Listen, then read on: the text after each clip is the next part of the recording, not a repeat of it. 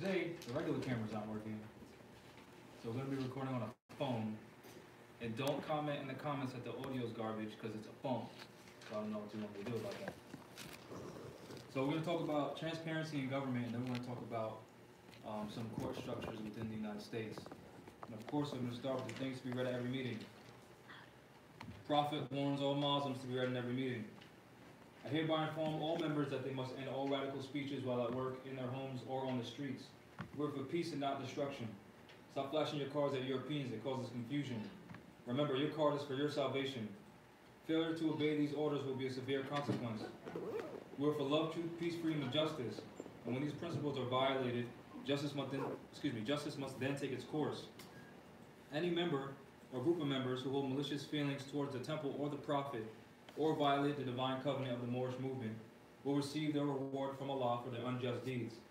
All true Moors will and must obey the law as laid down to them by their prophet. If they lose confidence in their prophet, they should turn in their carding button, cease wearing their turban and fez, and return to the state where the prophet found you. This is a holy and divine movement founded by the prophet Drew Ali. If the prophet is not right, the temple is not right. The prophet, therefore, is sending out the divine plea to all Moorish Americans that they do their part in protecting their prophet in the temple. This is an everlasting movement founded by the prophet through the will of Allah to redeem his people from their sinful ways. Peace, Noble Drew Ali. To the members of the Moorish Science Temple of America, this is the instructions from your prophet, Noble Drew Ali. Be faithful unto your forefathers' divine and national creed, that you will be blessed for your good deeds that you sow in the flesh. Allah is the one that judges the world, and his judgment is on now, but the weak can comprehend it not. The end of time is drawing near, so says Allah to his divine prophet, I, Noble Drew Ali.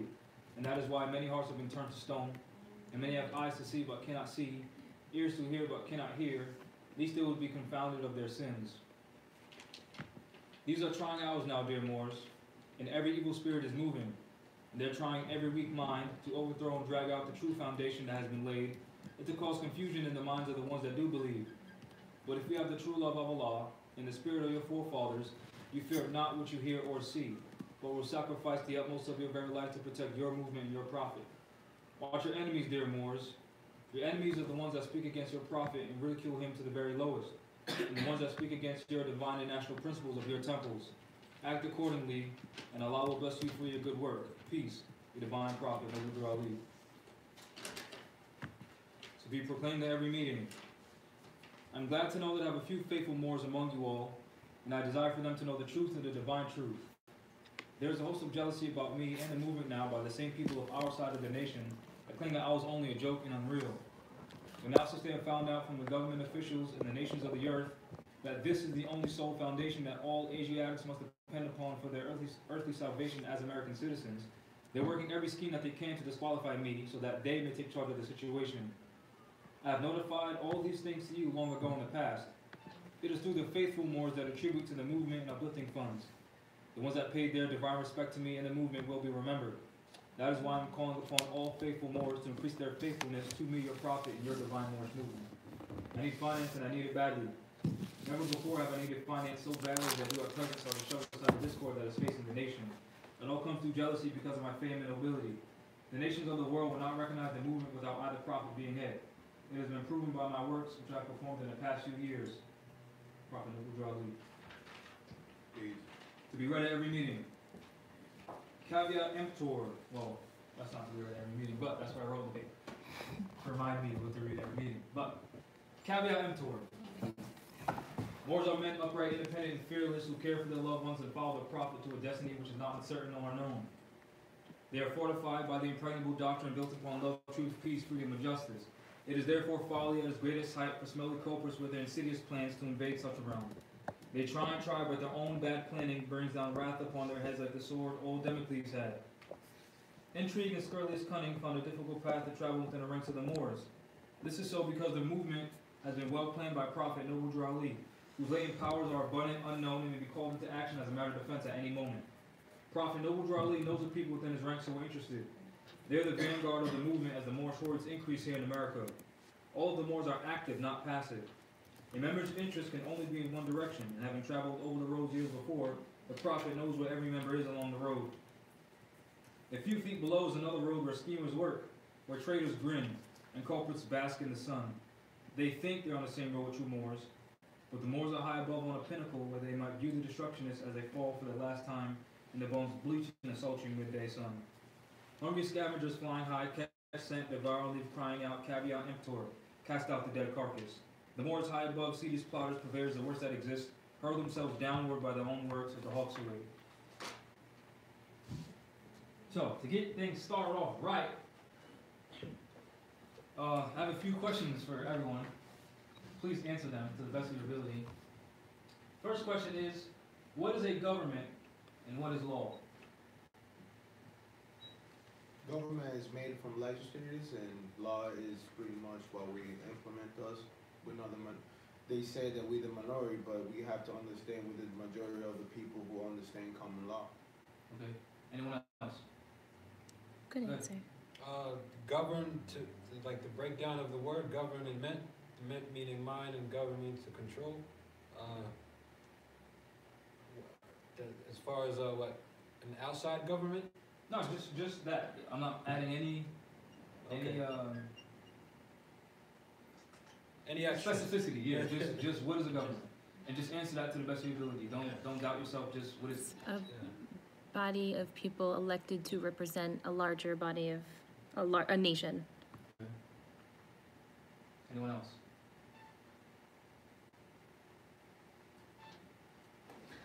Is to protect the interests of the people or state.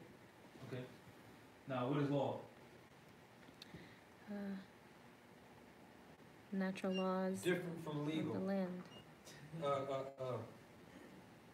Law, true law, and legal for me is two separate things. Yeah, but now you're adding an adjective to law. I didn't ask what was true law. I'm not Okay. arguing your point. Okay. I'm just saying law, period. Okay. Yeah. Law to me, an order to things. Okay. Principles. Principles? The truth. The truth? You don't gotta say nothing. I'm just making sure. If you have something, you can say something. Okay. What is government's duty towards man, or towards the people, or its people? It's a subject. Mm-hmm. People pretty much is like pretty much in slavery. No? Protection and assistance. Protection and assistance. Okay. How should this be worded then? The people? Humans. Or it's humans?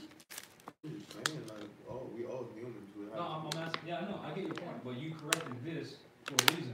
I think you have a valid point. So, should it say what is government's duty towards the people? the people. Well, it's also ownership because it's different governments. Mm-hmm. They're representatives for us, so ownership is like, I think that's what you meant. No, I'm not saying ownership. I'm saying it's people. Yeah. Like I don't think It's holding another it accountable. state or Yeah. country's government has any obligation to me. It has an Yeah, obligation so- to its people. So, depending on how you're reading that, your perspective, both of you are right. Because Yeah. it can be viewed as, when you say its people, you're saying the people are subject to it, when that's not the case. But in your situation, the government that is its people, Yeah. meaning, they're the same, they're one and the same. Yeah. Yeah, Great point. to protect the people. All right, anyone else got anything different? For this, what is government's duty towards the people? Basically, to protect the people. All right, should government be transparent? Wait, no. What does transparency in government mean to you? Transparency is pretty much the truth, and government is pretty much giving orders. So, truth and orders, that's what that means to you? Transparency. Before you go, anyone else? Yes. Yeah, they should be open with Yeah. what they're doing. So another way to phrase this would be open government.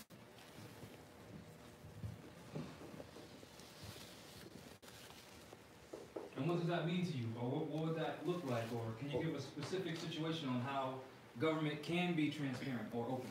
Open-minded, right? Nothing? You can't think of anything? Well, it'll come to me. Okay. There's No, you good. there shouldn't be any closed door meetings, there shouldn't be any types of proposals that the Yeah. people haven't presented to the government first.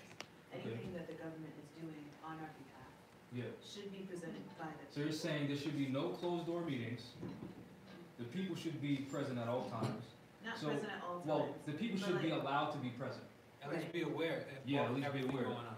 So, and one of the things in the rudder and sextant is talked about how, a certain position, their principal office has to be available to the public for that exact reason. Because there should be no government officials voting on anything without the people knowing what they're voting on, like you said, and without the people having, availability or access to the meetings, to hear what their representatives are voting on their behalf. And it doesn't have to be like large council meetings all the Yeah. time, Yeah, but like, just like there's a jury, there's just a small body of people who Mhm. represent people who could be present. but you're talking about open court now. Yeah. Yeah. I agree. Anyone have anything else? You first. Oh, no? I said no. Okay. I agree, yeah. Okay. If there's an agenda for things to be discussed or decided on, that should be publicized for the people. There should be a way for the people to be involved.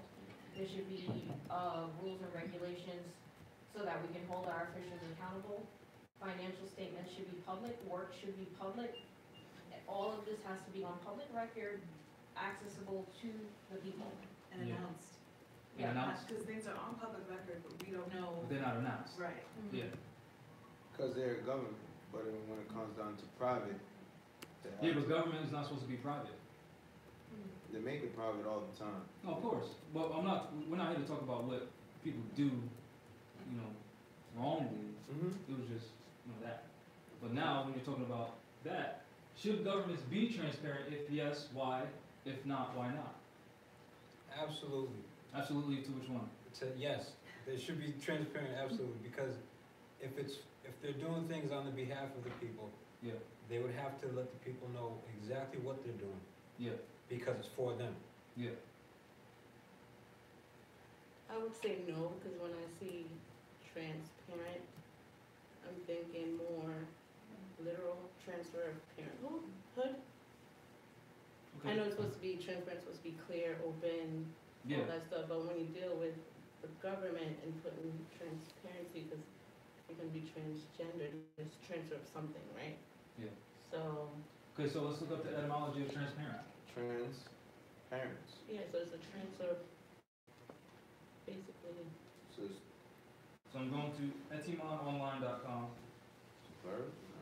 I don't know if it means that, I'm just saying. No, that's we're just gonna how I- check, we're yeah. gonna check, instead of, we getting into crazy debates, we'll just, check. Transparent. Transparent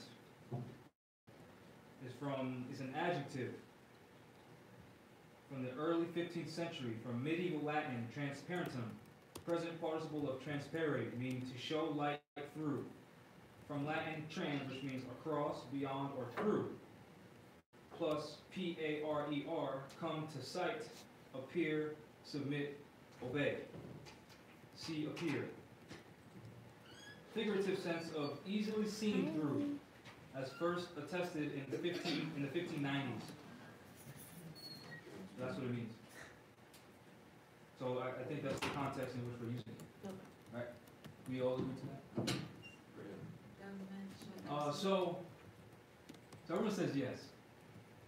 You Yeah, and s- that- you no, say no, no, in, yeah, If it's in the context of that word, that's yeah. something else. Yeah. Yes.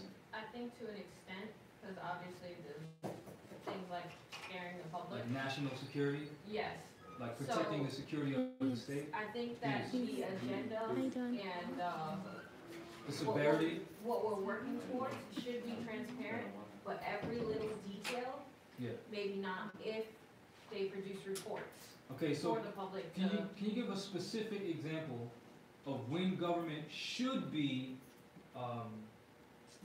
when there should be a security clearance on information? If and we're when there facing shouldn't a be. terrorist threat, Right. I don't think it's the best idea to announce it to the people that this is gonna happen.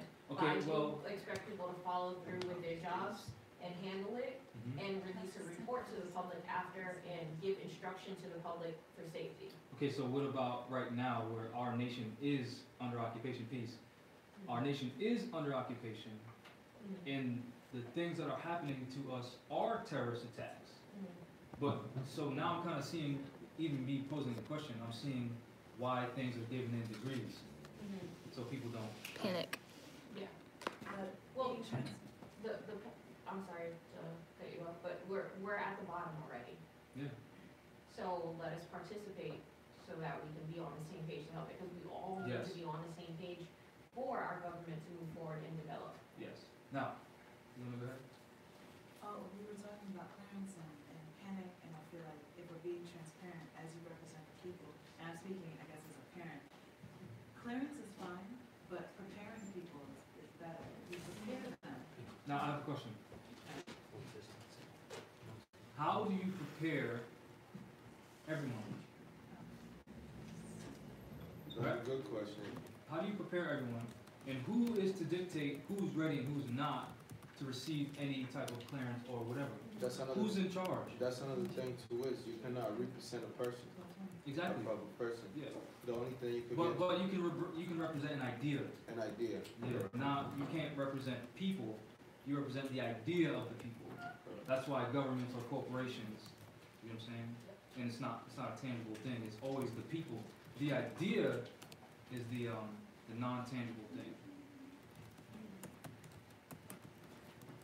It's a lot of movement. I'm sorry, I'm getting distracted because I'm seeing all of it happen at the same time. So again, with the Cruden versus Neal, that every person is independent of all laws except those prescribed by nature, is not bound by any institutions formed by his fellow men.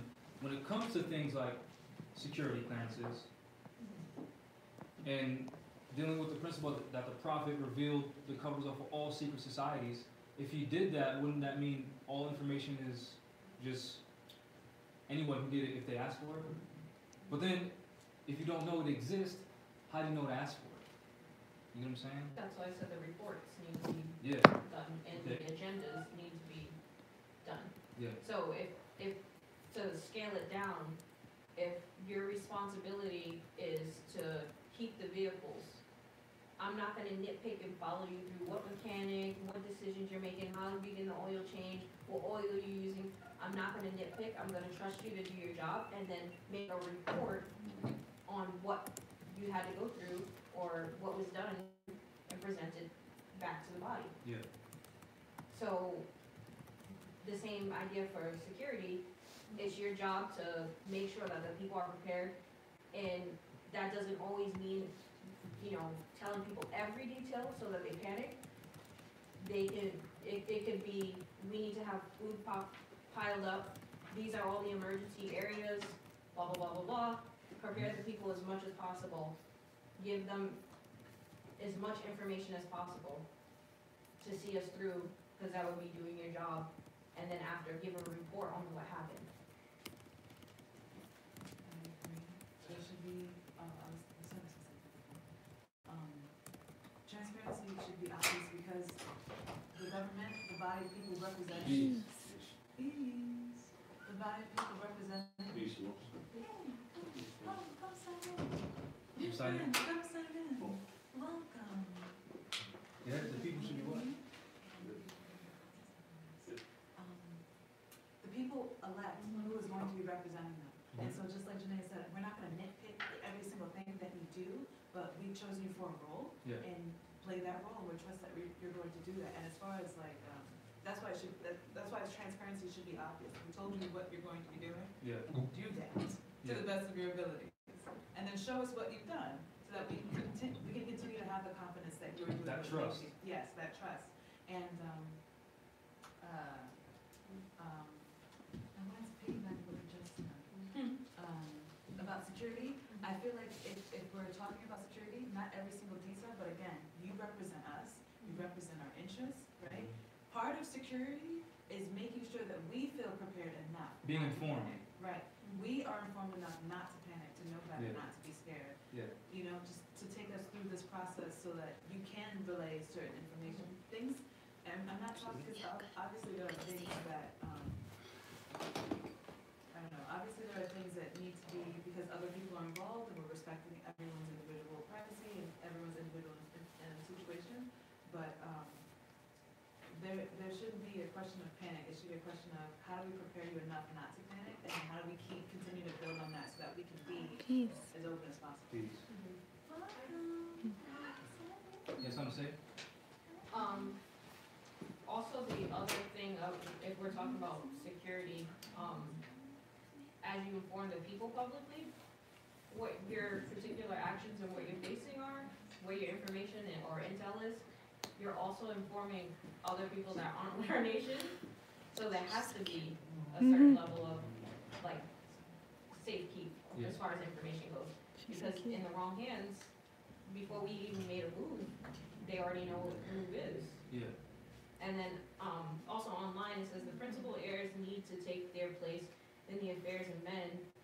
And we are, What are you reading that from? huh? What are you reading that from? This is the comment section. Oh, from our YouTube? Say that again? The principal heirs need to take their place in the affairs of men. Now, who are they? Who are the principal heirs? I'm assuming they talk about Moors. I know, but who are they? Just the Moors in general? You get what I'm saying?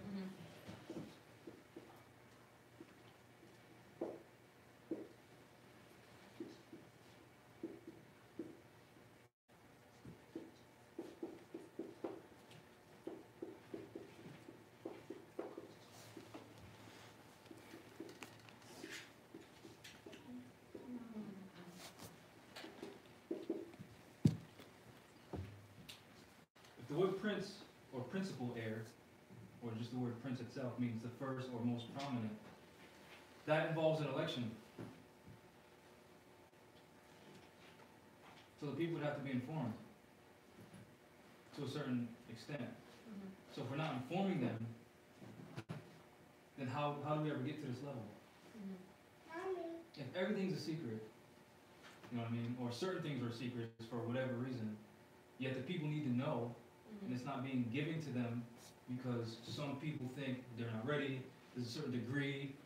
I feel like all of that is being, is subject to whoever has the information, instead of just giving the information.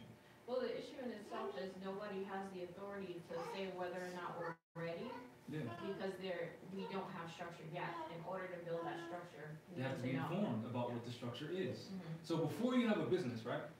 You don't know how to have a board of directors if you don't know what a board of directors is. You know what I'm saying? If you don't know how to, if you're trying to build a house and you don't know that it needs a boiler, how are you gonna have heat? You know what I'm saying? You have to be informed of certain things in order for people to move forward.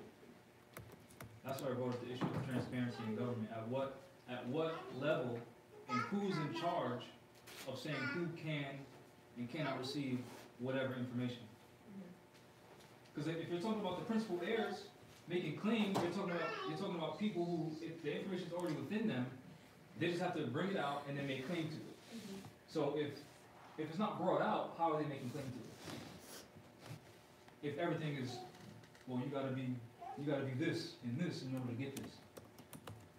Who are you to be the gatekeeper of that? Who put you in that position? Because all men are independent of all laws except those prescribed by nature. So if my merit dictates that information comes to me, then who are you to say I shouldn't have that? Or who am I to say you shouldn't have this information that I have? How is that transparency in government? It's not, Why not? because it's not fair. You're enslaving somebody else without information, you just make them command, so it's not. But now tying that into what she made a statement about too much information being revealed. My point is, who's in charge of it? Shouldn't Is it it be the people? The individual. Well, if it's That's gonna If he be, sought- Hold on, one person at a time, please. If he sought out the information and the government has it, Yeah, let's say for the boiler, yeah, he should be able to have access to that information. yeah. Not everyone. The guy who's mentally for it. ready to get that information about the So- boiler. I'm coming to you, government. Hey, I need this information. Yeah, I should have access to it. yeah. Maybe not everybody all at the same time, sure, for different reasons, but yeah, I have access to it because I need it. I saw it. I found it in myself Yeah. to get it. Yeah, So I need this knowledge you have and give it to me. You're my government, help me out. yeah. But my issue is, in that situation, we're talking about a boiler.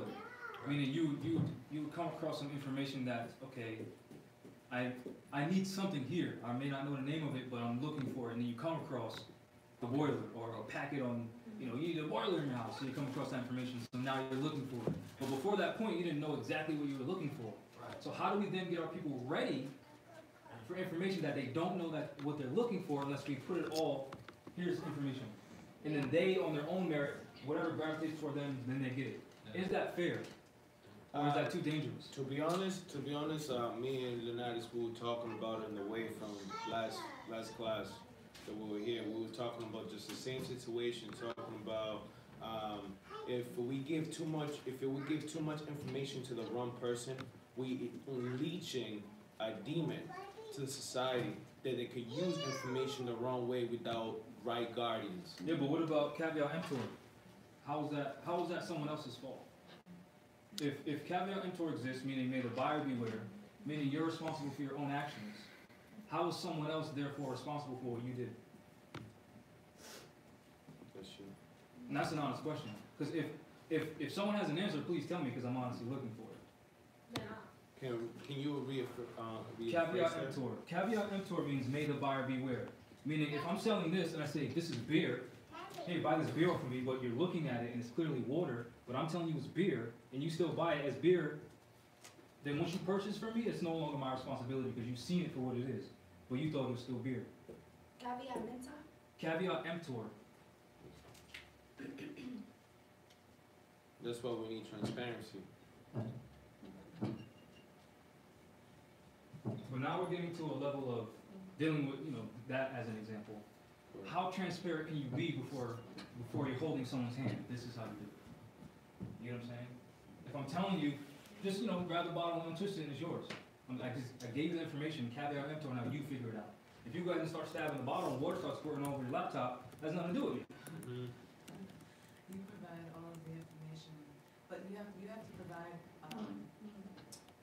provide, general amounts of information across, Yeah. aspects, right? Yeah. And just like, Greg said, whatever people gravitate towards, give all the information that you can up until a certain point across aspects. And Okay. then everyone will be on the same level. And then whatever they're like, you know what, here and there, and as they've shown that they're loyal and they can do it and they Yeah. are confident. But now you're talking about having access to that stuff. Again, if someone's saying, if someone's the gatekeeper saying, well, now all this information is available for everyone, now they're blocking access, and you can't even go see what you may be attracted to, because someone's blocking you. If we're talking about government, Yeah, and it's not, that information is not for the general public, then that's not government. okay, If there's government that we don't get to know about, yeah, then that's not our government, and what is that? that's private. Okay. So now, is a government private or public? Public to the people within its nation, Okay. private to other people outside of the nation because there's matters of security breach and, giving away your secrets of the nation or whatever it is. I'm done. So that's very interesting because we are a former nation and we're a standing nation and our people don't know. And we're telling them, you were born this, you are already this, but we're inviting them in and it's like, that's why there has to be, I'm seeing the issue here. Because our people are already part of the nation. They were born this is their bloodline. But also, there are certain responsibilities and capabilities that you need to have, and loyalties that you need to have, and trust that you need to form to be a part of this body and be accurate, besides just having the information, just having the knowledge, just knowing. Who gets to decide that, and how are you not even given a chance to participate, so that your group or your nation, your government can even see if you can handle it? If you fail to meet the job expectations That you wouldn't even worry by about. being transparent, the people will be able to tell whether or not you're right for the position. But if you don't even get a chance to participate, then how would you, who gets to decide before you even, that you're a failure before you even start? So Or that you can't before you even start? how does the elected body protect the body and still invite? you have to have election. And through election, you know, people can present their merits. But we're always inviting.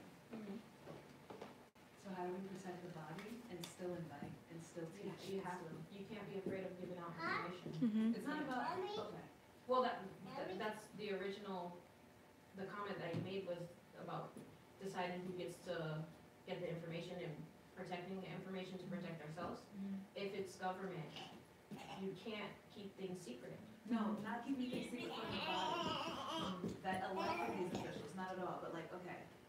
You mean outsiders? Outsiders, but they're not outsiders, they're part of our nation. They're You just don't know who they are. Right, exactly. So that thin line, where it's like, But- okay, I get your point, but how does that affect the body?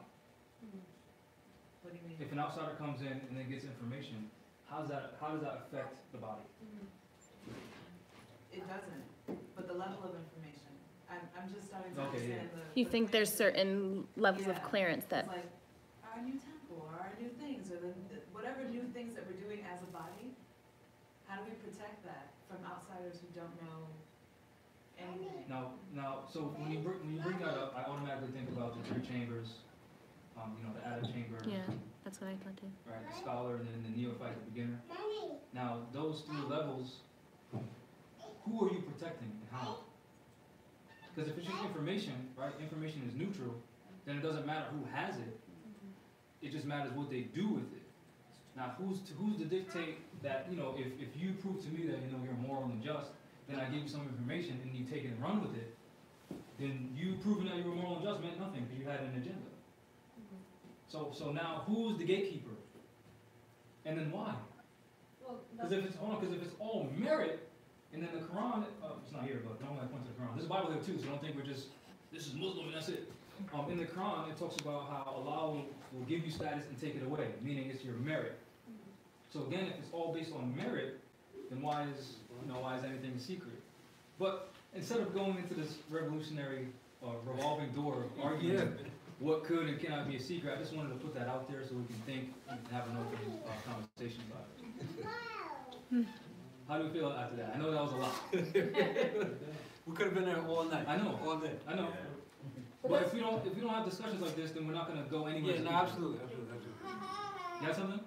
I was just gonna say, like, it Just kind need of a does whole feel, like, important on, like, My son. clearances or levels to truth, or Yeah. how much somebody wants to delve into learning themselves. Yeah.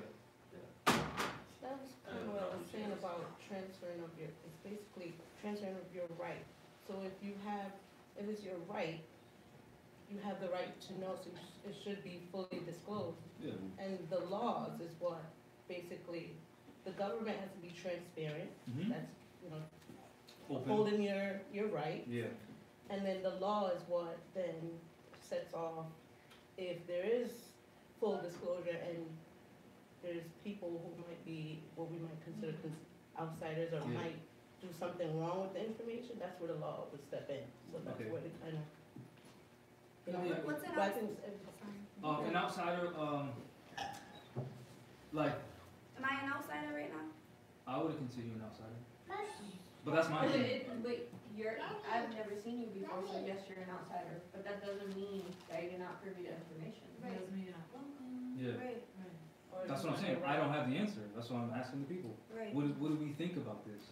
Who's an outsider? Who's not? I think that's the beauty of having a jural society, because if you're not for your people and you're trying to hurt your people, then jural society will deal with it. Yeah.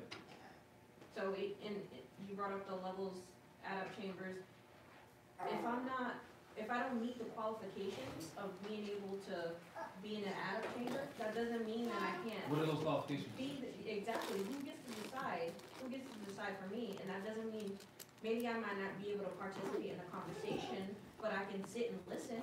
So now, exactly right. Because the prophet said even babies, this is what the prophet said, babies can attend your meetings. As soon as they start to cry, just take them out. So babies are adepts. So that means all humans are allowed for this information? Yes. There you go. All right, so let's get off this topic because we can talk about this forever. Like, you know, States. Where's the Constitution? Can someone come up here and read Article 3 of the Constitution, please? Anyone? First come, first serve. That baby's gonna read.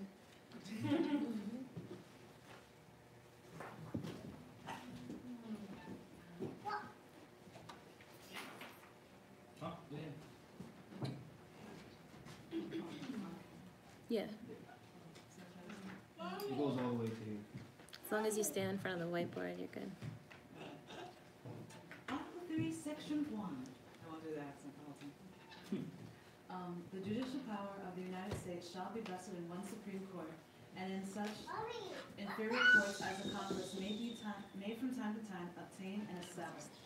The judges, both of the Supreme and inferior courts, shall hold their offices during good behavior and shall, at stated times, receive for their services a compensation which shall not be diminished during their continuance in office.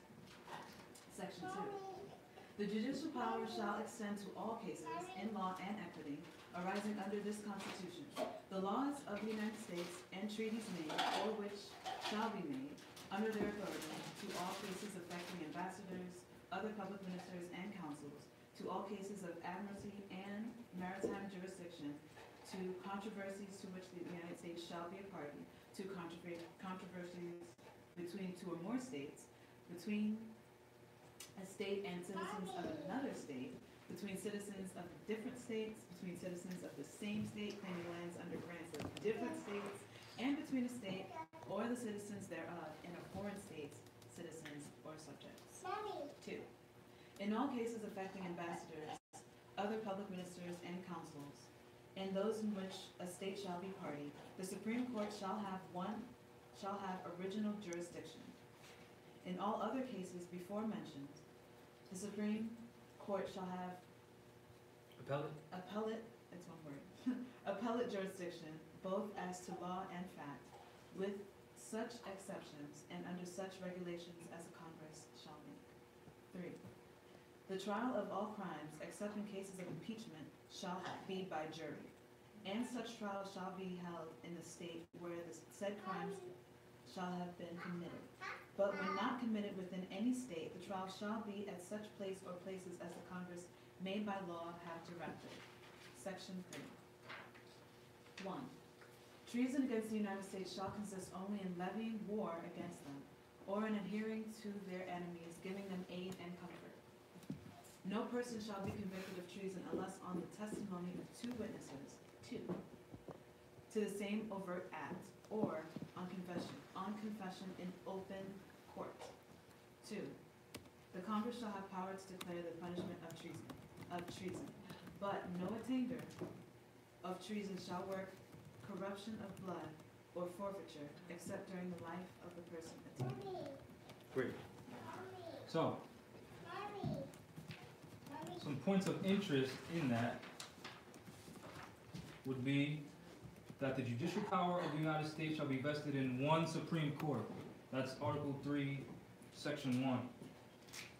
Meaning the supreme power of the United States judicial system is in the Supreme Court. So this would be the highest. Excuse my pants.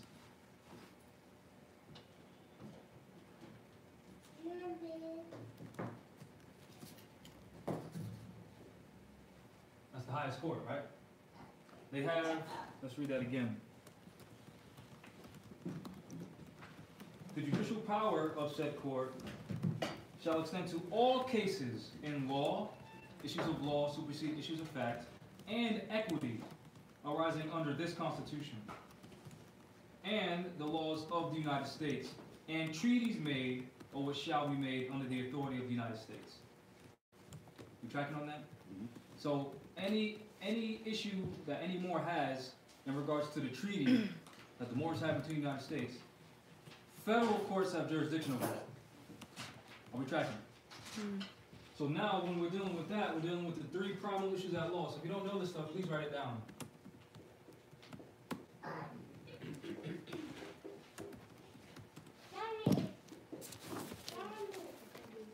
This is going to be separate. Number 1 is Status. Adjudication. What? Yep, jurisdiction.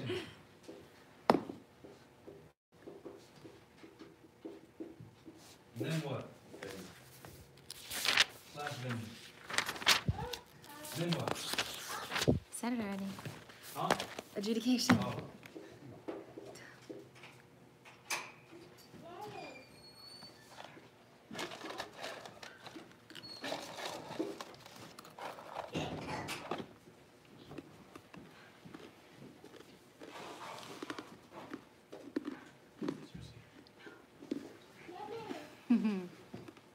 So when you hear it in the Constitution where it says the judicial power, you're dealing with jurisdiction.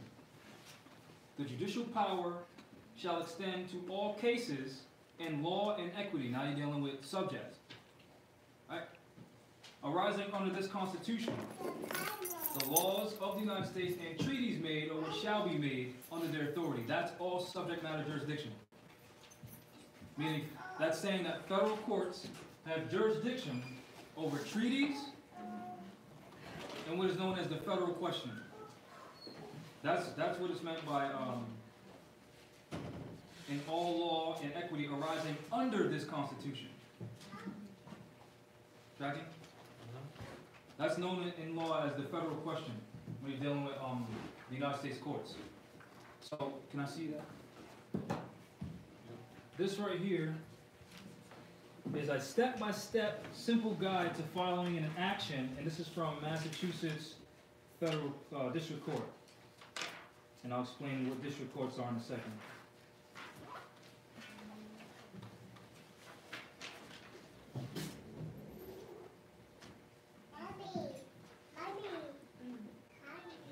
That front page is here.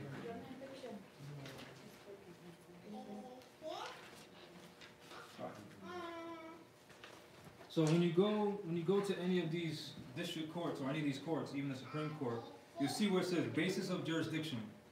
And it says place an X on a box that's applicable. Number 1 would say U.S. government as the plaintiff. Number 2 says U.S. government as the defendant. Number 3 says federal question, which is challenging the constitutionality of something. Meaning you're holding someone's actions, words, or deeds according to the Constitution. That's what was meant when it said, arising under this Constitution. That's the federal question. So if you don't know that phrase, write it down. The federal question is challenging the constitutionality of something or someone. And then number 4 is diversity. This is where it starts talking about in the Constitution, Article 1, Section 10, to all cases affecting ambassadors, diversity, public ministers, diversity, and consuls, which is diversity. To all cases of admiralty and maritime jurisdiction, to controversy which the United States shall be a party, and to controversy between 2 or more states. That's diversity. Because remember, state means group of people bound together by common law. So the Europeans here, right, the Europeans that came here, and the Native Americans are already here, the Narragansett, any issue arising between any European within the state of Rhode Island and any Native American who's a Moor, who's a Narragansett, the issue between each other will be in federal court. They know this, that's why most chiefs who are sellouts will say, don't go to federal court, because they're selling you out. Because remember, a state is a group of people bound together by common law. We're a group of people, the Europeans are another group of people. That's diversity. Federal courts have jurisdiction, not state-level courts. Because we're not citizens of their states. You're tracking. But then you have so-called black leaders saying that the 14th Amendment made us citizens. All you gotta do is write this down. Search the proceedings and debates of the 90th Congress. First session, Volume 113, Part 12, June 1967. Request the proceedings and debate, and I'll give you the page numbers after class, just ask me. Request that from the Library of Congress duplication services, and you'll see that the 14th Amendment is unconstitutional, meaning blacks are not citizens of the United States. Then, lying A-word Indians, chiefs, who know law, that are lying to the people, will say that the Snyder Act made Indians citizens of the United States. But then when you do research on this website, caselaw.findlaw.com, and search Indian wards, you'll see that Indians are not citizens of the United States. They're wards of the United States. But the, sorry, go ahead. So what is what's the definition of a ward? What is a A ward? ward is an infant or a person of unsound mind, meaning you're not mentally competent. Yeah. Meaning you don't understand the difference between a European on your land and you on your land, and how you're not a citizen of a foreigner on your land. So since by you not knowing that, they're taking care of you. Yeah. That's a ward. You become the minority. One person at a time, please. They're Can the you same hear it? thing- They're the same thing as us, basically. What do you mean? A birth certificate, 14th Amendment. Yeah, that's why I said says- 14th Amendment, yeah, that applies. So I'm showing you how blacks think that they're citizens because of the 14th Amendment, which is a lie. That's why I gave you the Library of Congress proceedings and debate of the 90th Congress first session. Indian. And now I'm telling you the Indian side because they divided our people into mind. They got half of us thinking we're black and the other half thinking we're Indian. So then when the black people realize they ain't black, they automatically go to the Indian trap. So I'm showing you how they're catching us. Got it. We ain't Indians.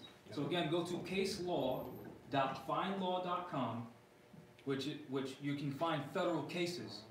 Then look up the Snyder Act, look up that year, and then do research on the years where the United States say that the Indians are still wards. To show you that that didn't change nothing. It was a lie. It was an act. They're acting. When you see actors on TV, that's not real. So when we deal with the Snyder Act, that ain't real. Tracking? And these leaders know this because they know law. Right? So I went over this to show you that we're not citizens of the United States, so it is diversity, which needs to be heard in federal court. Because we're not citizens of the European colonies. Are we tracking? Mm-hmm. Are we sure? Any questions on that? All right, great. So now, continuing with the Constitution. Back to Article 1. So I showed you Article 2 where they deal with jurisdiction and venue. Right? And how when they say between states, they talk about diversity. Even when they mention consuls, they talk about diversity. Because consuls represent nations, different nations, right? Let me just continue. To controversies to which the United States shall be a party, to controversy between two or more states, which is diversity, even with like if Rhode Island and Massachusetts want to have an issue at law, that's diversity. They're not citizens of the same state, right? As well as between citizens of different states, between citizens of the same state claiming lands, excuse me, I skipped this part, between a state and citizens of another state, and between citizens of different states. Now write this down. Sundry Freed Moores Petition of 1790, dealing with the South Carolina House of Representatives. And you'll see where 8 mixed Moors, that's why they say sundry means mixed, meaning there were different shades of brown, they weren't just all super dark skinned. Just like how everyone in this room is different shades of brown, but we're all the same people, right? So don't get that confused. Mixed Moors petitioned the South Carolina House of Representatives and said, we are subjects of the Emperor of Morocco. There's nothing wrong with the word subject. Mm-hmm. They're saying we're citizens of Morocco by saying that. Right. Subjects of the nation. We are subjects of the Emperor of Morocco, so do not treat us like blacks and other slaves. Keyword other, meaning blacks or slaves.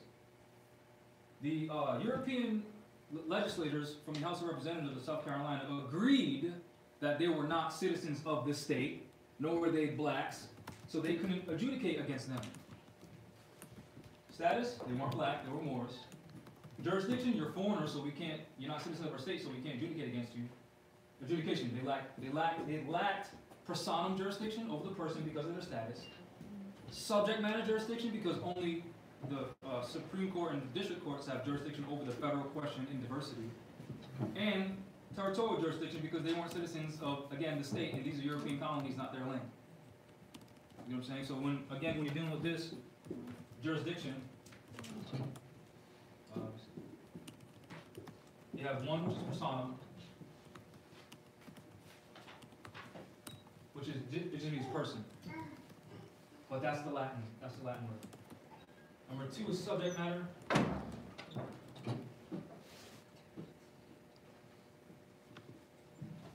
Which which includes, are you dealing with a contract, so civil? Are you dealing with an injured party, which is criminal? Even to the extent of venue, you wouldn't have a crime held in family court. That's not the jurisdiction or the venue. You know what I'm saying? And then again, if you commit a crime in so-called Massachusetts, you're not going to go to a court in Rhode Island. Now again, the name of this land is not Rhode Island. You know what I'm saying? So we can't commit crimes in Rhode Island. We can only commit crimes in Narragansett.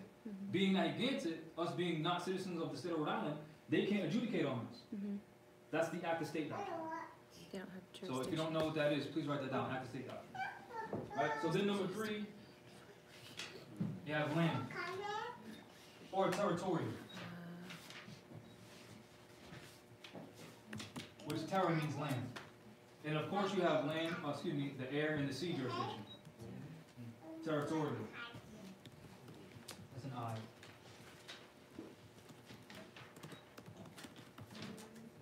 Pretty sure I saw that right. Yeah, territorial. Okay. So now, the way that this is broken down in Article 1, Section 1 of Article 3, it states that, and so I'll read it over just for clarity. The judicial power of the United States shall be vested in one Supreme Court, and in such inferior courts as the Congress may from time to time ordain and establish. Those inferior courts will be the Court of Appeals, also known as circuit courts. There's 11 of them.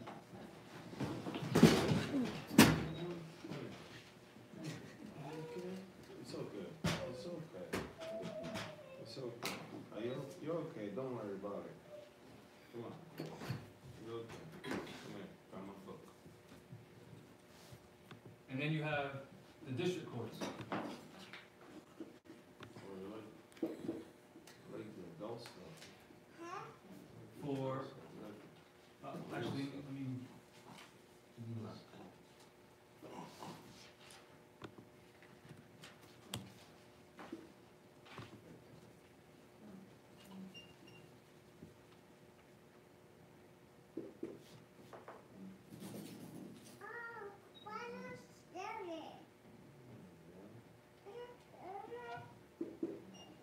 Ishmael, how old is your son? Huh? How old is your son? 8. 8? Oh. I was 4-year-old daughter. So when you read Article 3, Section 1, where it talks about Congress ordaining inferior courts, these would be the inferior courts to the Supreme Court. So instead of us being diverse, having to go all the way to the Supreme Court, they've established different district courts within each of the several states of the European Union. As an example, in Rhode Island, since we're not citizens of the European colony known as the state of Rhode Island, we will go to United States District Court for the District of Rhode Island. You know what I'm saying? Where is that? Huh? Where is that? That's Kennedy Plaza, right across the street from, right across from the City Hall.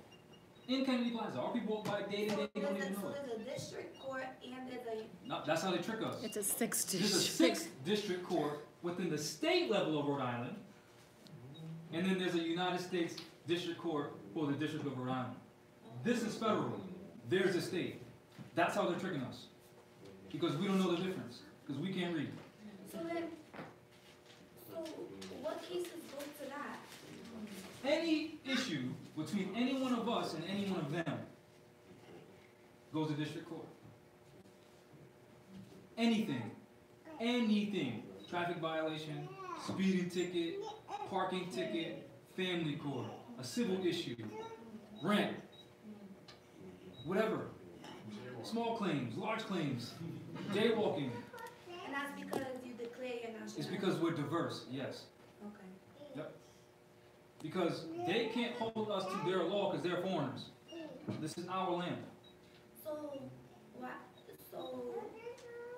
Well, I'm just listening. Actually, quick, please ask. I mean, so in a case like that, so you're saying like a small case, let's say you're having rent issues and you take the landlord to court, and now you're at United States District Court for Rhode Island. Yep. And then, so what are you gonna tell the people? So now you have to establish the status. Who is the landlord? Because if it's a European, they're a feudal lord. You get what I'm saying? If they're European, then they're feudal, meaning their claims to be argued, which then you invoke the rights of indigenous people, saying we have the right to our land and resources back, meaning we shouldn't be paying you on our land for anything. We can take them to court for that. But we have to know that. But we're all in here paying rent, right? Yeah. Because not enough of us know this. You had a question? I was gonna say the success rate. All right. I'm not going to reveal that on camera. I'll show you off camera. Any other questions? So, okay. Do they actually honor that? Yeah, I have a claim in district court right now. I can show you. So you should be going to school for free. Yeah. Like URI. I mean, because that's not Narragansett. I mean, all of it, but not for sure is Narragansett. No, Narragansett is bigger than what they show you. Yes. It extended all the way up to the Merrimack River. Even the head count of our tribe is 27,000. But it should be more than that, because even back in the day when the white people were coming to do the census and our ancestors could be out hunting, could be out gathering, and but if even, they wasn't on the, if they hold weren't on, even with that, dealing with the census, a lot of Native Americans were written as black. And African American, in color. And even like my great grandfather, Frank Monroe, he was fair skinned, he was born a nigger and died white. Yeah. For real. Because they're legal statuses, they have nothing to do with skin tone. And question? It was basically, is the United States the only federal government in the sort of global? No. Remember the word federal means contract. The United States federal government is the contract government for the several European states of their union. You know what I'm saying? I feel like they're the only sort of union state on a foreign body. Oh yeah. On this hemisphere. Yeah. Versus other parts of the world. Yeah. Because even Canada is part of the United States. Not Canaan land, Canada. That's why you could go to Canada with a tribal ID, where you used to. Yeah. Another thing, so my mom was on council during the time, you guys all remember Vote Yes on question 1, when we was going for a casino, Narragansett Casino. And basically, I remember we went to DC, we went to Supreme Court, they voted no, we went for a retrial, they voted no. The status. Yeah, like I just... Now remember I showed you in the book where it said the United States recognizes its relationship between the Indians as guardians. Don't you get to say what your daughter can and cannot do? Right. Because you're her guardian. Right. That's it. That's the status. We need to stop going to them and asking them for anything. But then when we did that with the smoke shop, it got raided by the feds. Didn't I show you the Joint Memorandum of Understanding of 1978? Because they agreed that their laws would apply to them. They're playing you. So, what would you, like I told you about the youth council, I would like to bring some of them here. What would you recommend for us youth in moving forward and trying to open anything for our people, anything to... Now, I don't even know what we could do. Every problem that our people have can be directly affected by nationalizing. We can say, no, we need unity. Even with the word unity in the law of the states, it means joint tenancy in the law of the states. Your nationality determines your status, which is your relationship to your state. So we have to declare our nationality, which first starts with learning what the BS is and what the truth is. Does that mean giving up the title Narragansett Indian No. and becoming an indigenous person? No. Don't give up Narragansett. Give up Indian, because we ain't Indians. Yeah. We're still Narragansett. This is the land. You're not from India. But we're not from India. Right. That's the status. Your name determines your status. And it's so crazy because, like, growing up, my grandfather, I come from a very, very powerful family. My grandfather, this is even his jacket, wear everything proud. Narragansett Indian, his license plate said Indian. Yeah. Everything, that word is just taken so pride. Like, So when we're telling our people we're not that, they feel like we're taking everything away from them. That's not what we're doing. You know how We're just saying, use this name because this is who you are. Same thing with black or Latino or Hispanic. Christian. Yeah. So when you identify people with their name, you automatically associate that name to a landmass. If you say you're a Native American Indian, India is in Asia, not America. Yeah, it is. Yeah, So so- it's that simple. Yeah, It is, it's but that simple. It's just like trying to get that through. I'm thinking of my people, like, and they're just Stuck. Don't worry about And that. that's- You figure out, you do it, and then you be an example. And then teach them. The medicine man just died, and well, yeah, so many people went to his funeral. Like the ways are just diminishing. Like it's sad. It's really just sad. But that's not something that you have to give up. If you know the ways, like continue the ways, and then just get this knowledge. Like, you don't have to get any of that. Exactly. Keep your culture. And we have a lot of Always young keep your people in culture. my tribe that are trying to do downtown. I don't know if you guys seen that big portrait. Yeah. You know what I'm talking about. Yeah. That's Lindsay. She's Narragansett. She is 21, 22. She's my age, and she does a lot of things like trying to, you know what I mean? Inform people? Yeah, inform the people. She's very what's the word? Involved. She's very involved. But yeah, I mean, she definitely like leaves a mark in this modern community. Like we are still here, you know. I like to bring her. I want to inform you. Everyone's welcome. Yeah. Oh, so back to the point.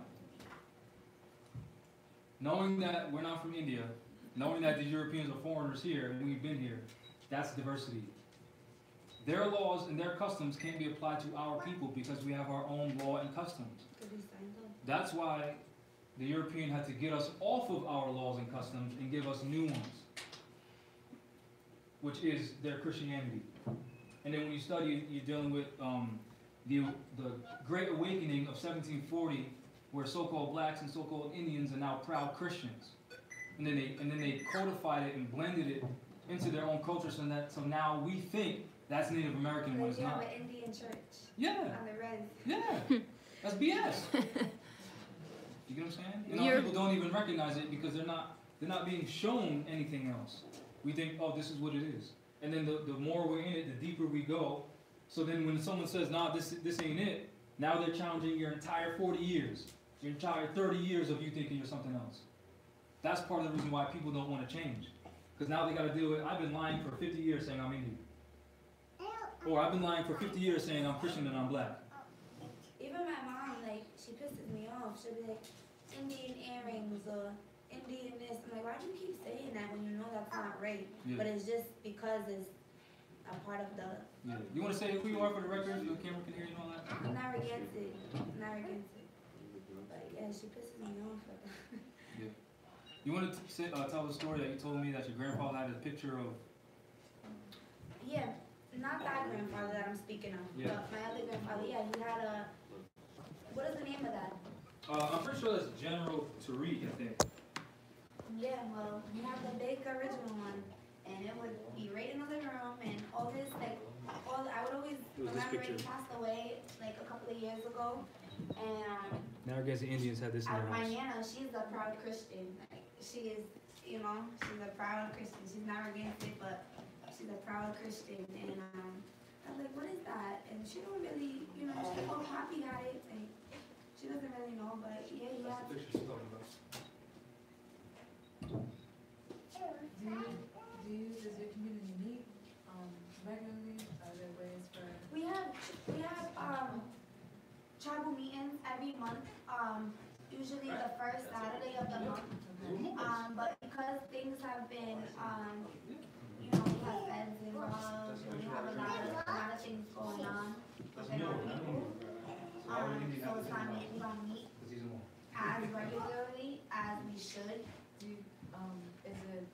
Is it like political, or is it like we just don't have the space or time? It's political, Okay. 100%. It's political. It's like it's My a mess. question really is there a way for more of us, or a small just a small group of us to come in with you and a small group of you? You got kicked So out. this is what I was thinking. No, like you said, outsiders are not. Right, right. Are not allowed to come to any tribal meeting. You have to be on the road. Okay, but I'm sure if I were to, like I said, us younger ones, we're trying to figure out a way for us to unite because we're dealing with our mom, our dad, our aunties and uncles and great grandfather. We're dealing with problems from generation to generation back. As younger ones, shh, come on, baby, relax. We're going into 2020. I mean, this is a shift going on with consciousness awakening and all of things like so. But yeah, there would be a way where I can definitely, I have a voice with the younger community. I can definitely get something going here and even request for a few guys to come there. Like, I just, I don't really know what my options are right now. That's why I'm here. I'm starting, this is my first time here. First time in the class. And thank you. And definitely the next tribal meeting, that's on my agenda. So you talk about agenda, yeah, I do kind of have an agenda with this because I definitely want to make some history. I want to make move, like, I don't even know how to word it. You can see, like, my words are not coming out like they need to. But, yeah, I'm just trying to suck everything up and see how I can unite and make some type of movement, honestly. Great. This is great. Yeah. All right, so now, back to this. All right? Because in order for us to unite, let's just read unity in the law book.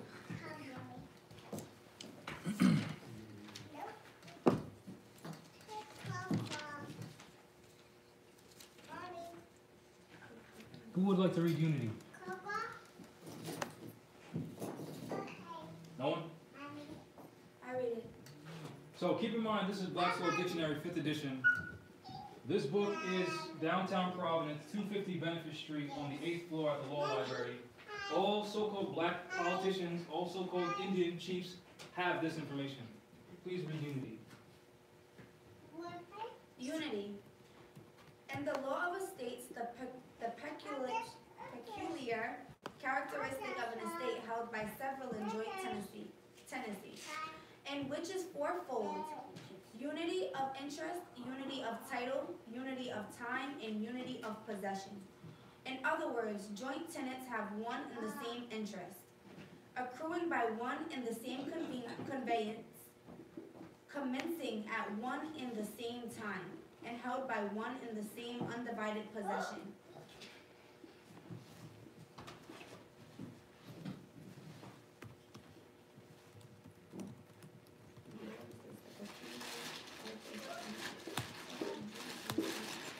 So notice how, as soon as she said unity, the first phrase that was brought up was in the law of estates. Now, what is an estate? Land. Right? Right? Now, is it or is it not true that nationality determines your political status? Right? Which the word political means in regards to affairs of state or matters of state, in the enforcement of your rights and the capacities and incapacities dealing with the enforcement of your rights. Is that or is that not true? Right? Hold on. Now, that's political status, right? Now, isn't status your standing, state, and condition, especially in reference to your estate? Right? So is it possible for Indians and Moors to unite if we're calling ourselves two different things? Mm-hmm. How? When we stop doing that. Great. And I'm only bringing this up not to condemn us meeting each other, because that's exactly what we need to do. I'm just preparing us for opposition. Because if we can't agree to one name, one free national name, which the prophet said, all citizens of a free national government bear one free national name. So if some of us think that we're black, some of us think that we're African Americans, some of us think that we're Indians, some of us think that we're colored, some of us think that we're Latinas, we're... Some think they're more Indian than others because... Exactly. I mean... Just like some black people think that they're more black than others, because there's no measurement. It's just my opinion. But with nationhood, it's your morals, your character, your merit, your honesty. But there's no language. And that's There's a language. We're speaking one right now. Yes, there's English language, But we don't speak our Algonquin language fluently. The number one way to tear apart a people, you take away the language. There's no language. We're speaking English. But, hold on. When you study Moorish science, Moors created English. It's not a European language. It's not a European in the context of pale-skinned people language. Because we're the original people all over the planet. And that comes from Latin, too. Which Moors created Latin. Right. That's why they call us Latinos. Because we created Latin. And law is taught in Latin, I call it. Right? No, you made a point, 2 weeks ago or 3 weeks ago, about this comment here, that it wasn't the ability to speak across cultures, it was something, you made this point.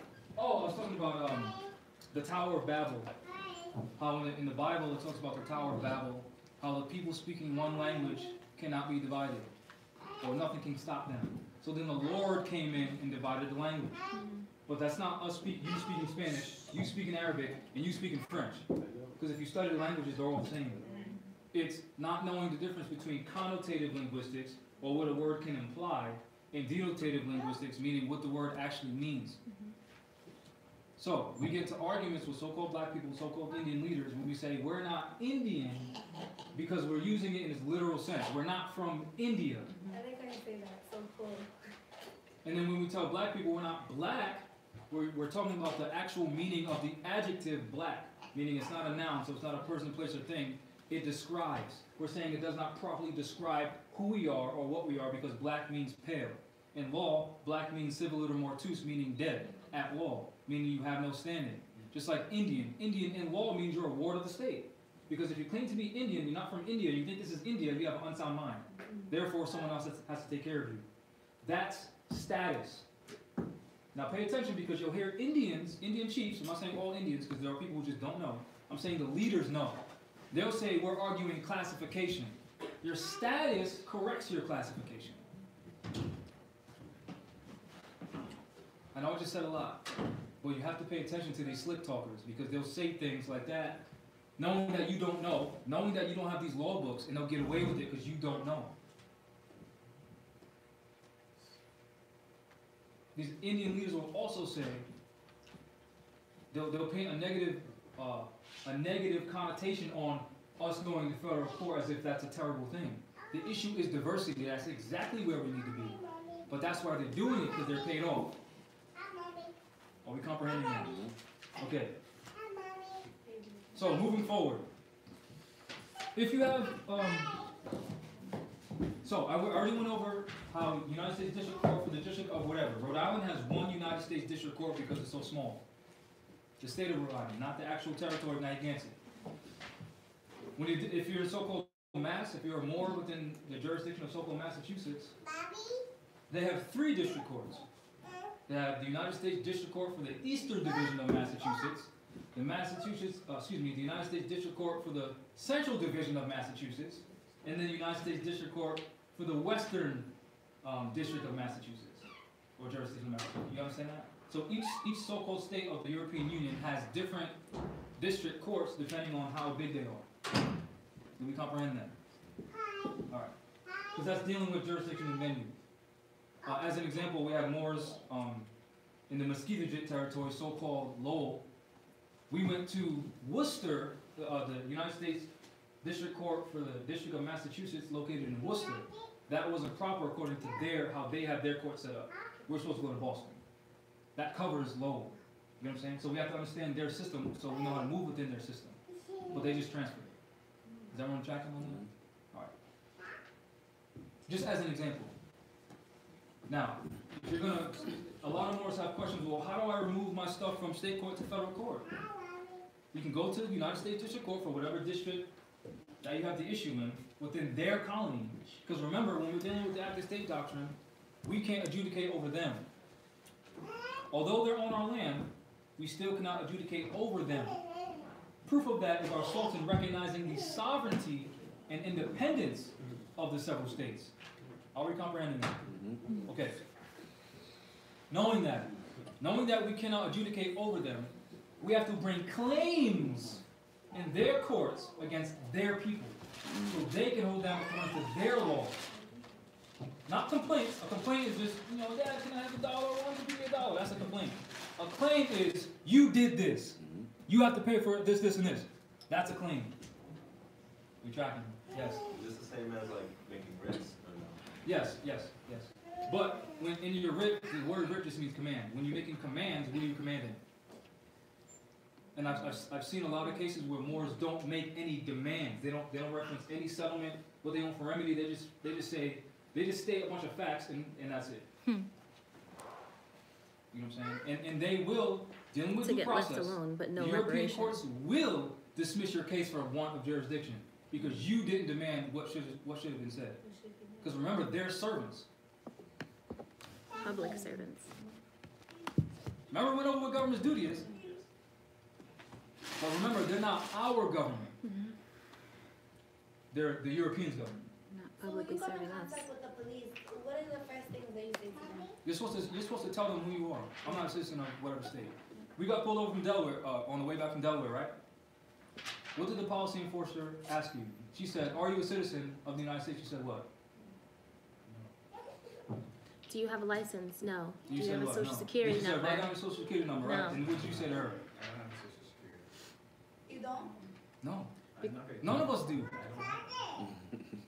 Even if you think you do, you don't. But there's just levels of knowledge you need to obtain for you to realize that. For me to understand. Yeah. Just like these fake tribal numbers. You don't have that either. Right. And what happened? He got let go. Yeah. No license? So when you talk from the police, they come to you. Are you driving? Are you the driver? Mhm. You were the driver. Now, No, to not be driving. clear, he wasn't driving. He was Traveling. operating the automobile, but he was not driving. There's a difference between driving and traveling. But for the sake of conversation, continue. I just want to be clear for the record. Okay, so I'm operating my vehicle. Yeah. I get pulled over. Yeah. My car is not registered, insured. I don't have a license. Yeah. How do I deal with these people? So, this is where we're supposed to be organized, and they're supposed to recognize our sovereignty, where we need more numbers.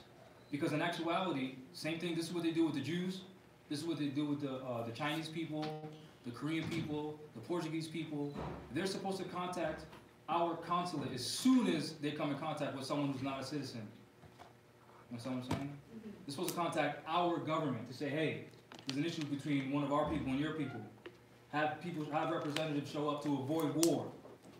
You know what I'm saying? That's how it's supposed to happen. And if you look downtown near 6th District Court, where our people go, was it 1 Terrence or 1 Dorrance Ave or whatever it is? You'll see a Portuguese consulate right there. So that's showing you that whenever a Portuguese person gets pulled over, they call the consulate to let them know what's going on. And they get released to the consulate's hands. That's what's supposed to happen for us. Does it happen? No. Why does it not happen? Because we're disorganized. So I want you to know how it's supposed to be, and you need to understand the position that we're in. So let's just say when I leave from down here, from here, Yeah. and I get pulled over, Yep. and he comes over, he comes over, and they're like, license and registration. Yeah. So now this is where this comes into play. Okay. Because when they say license and registration, they're dealing with status. Who are you? Right. Right. And then I would say I'm an indigenous person. Yeah, but hold on. Okay. The word indigenous is an adjective. You're only describing who you are. You haven't said who you are yet. Right. Because are you Aboriginal to China? Are you Aboriginal to Mexico? Right. So where are you Aboriginal to? I'm an indigenous person to these states. To United Which states? To United States. The United States of what? States. Mexico, the United States of Brazil, To United States of America. but there's different countries in America. Now I'm showing you that's the trap that the Indians put us in. Because there's different countries in America. So which state are you part of? Because the official name of Mexico is the United States of Mexico. So if you say you're a citizen of the United States, which United States? The nation always has to be referenced. You can't describe nothing. If you use an adjective, a noun has to follow. Or pronoun. So I'm an indigenous person. I don't even know. I know, that's our how to problem. word it. That's our problem. Yes. You can say, I'm Moorish American. That says you're indigenous to America. I'm a Moorish American. There you go. You just declared your nationality. Congratulations. Yeah. On the record, congratulations. The public record. Okay. That's how easy it is to declare your nationality. So when it comes, I'm sorry. I'm just trying to, because I understand. No, I understand. This is great. This is knowledge, but I understand that I'm really out here and riding around, and I'm kind So of dirty. this is where, no, you're not. No, This is- because write he this doesn't down.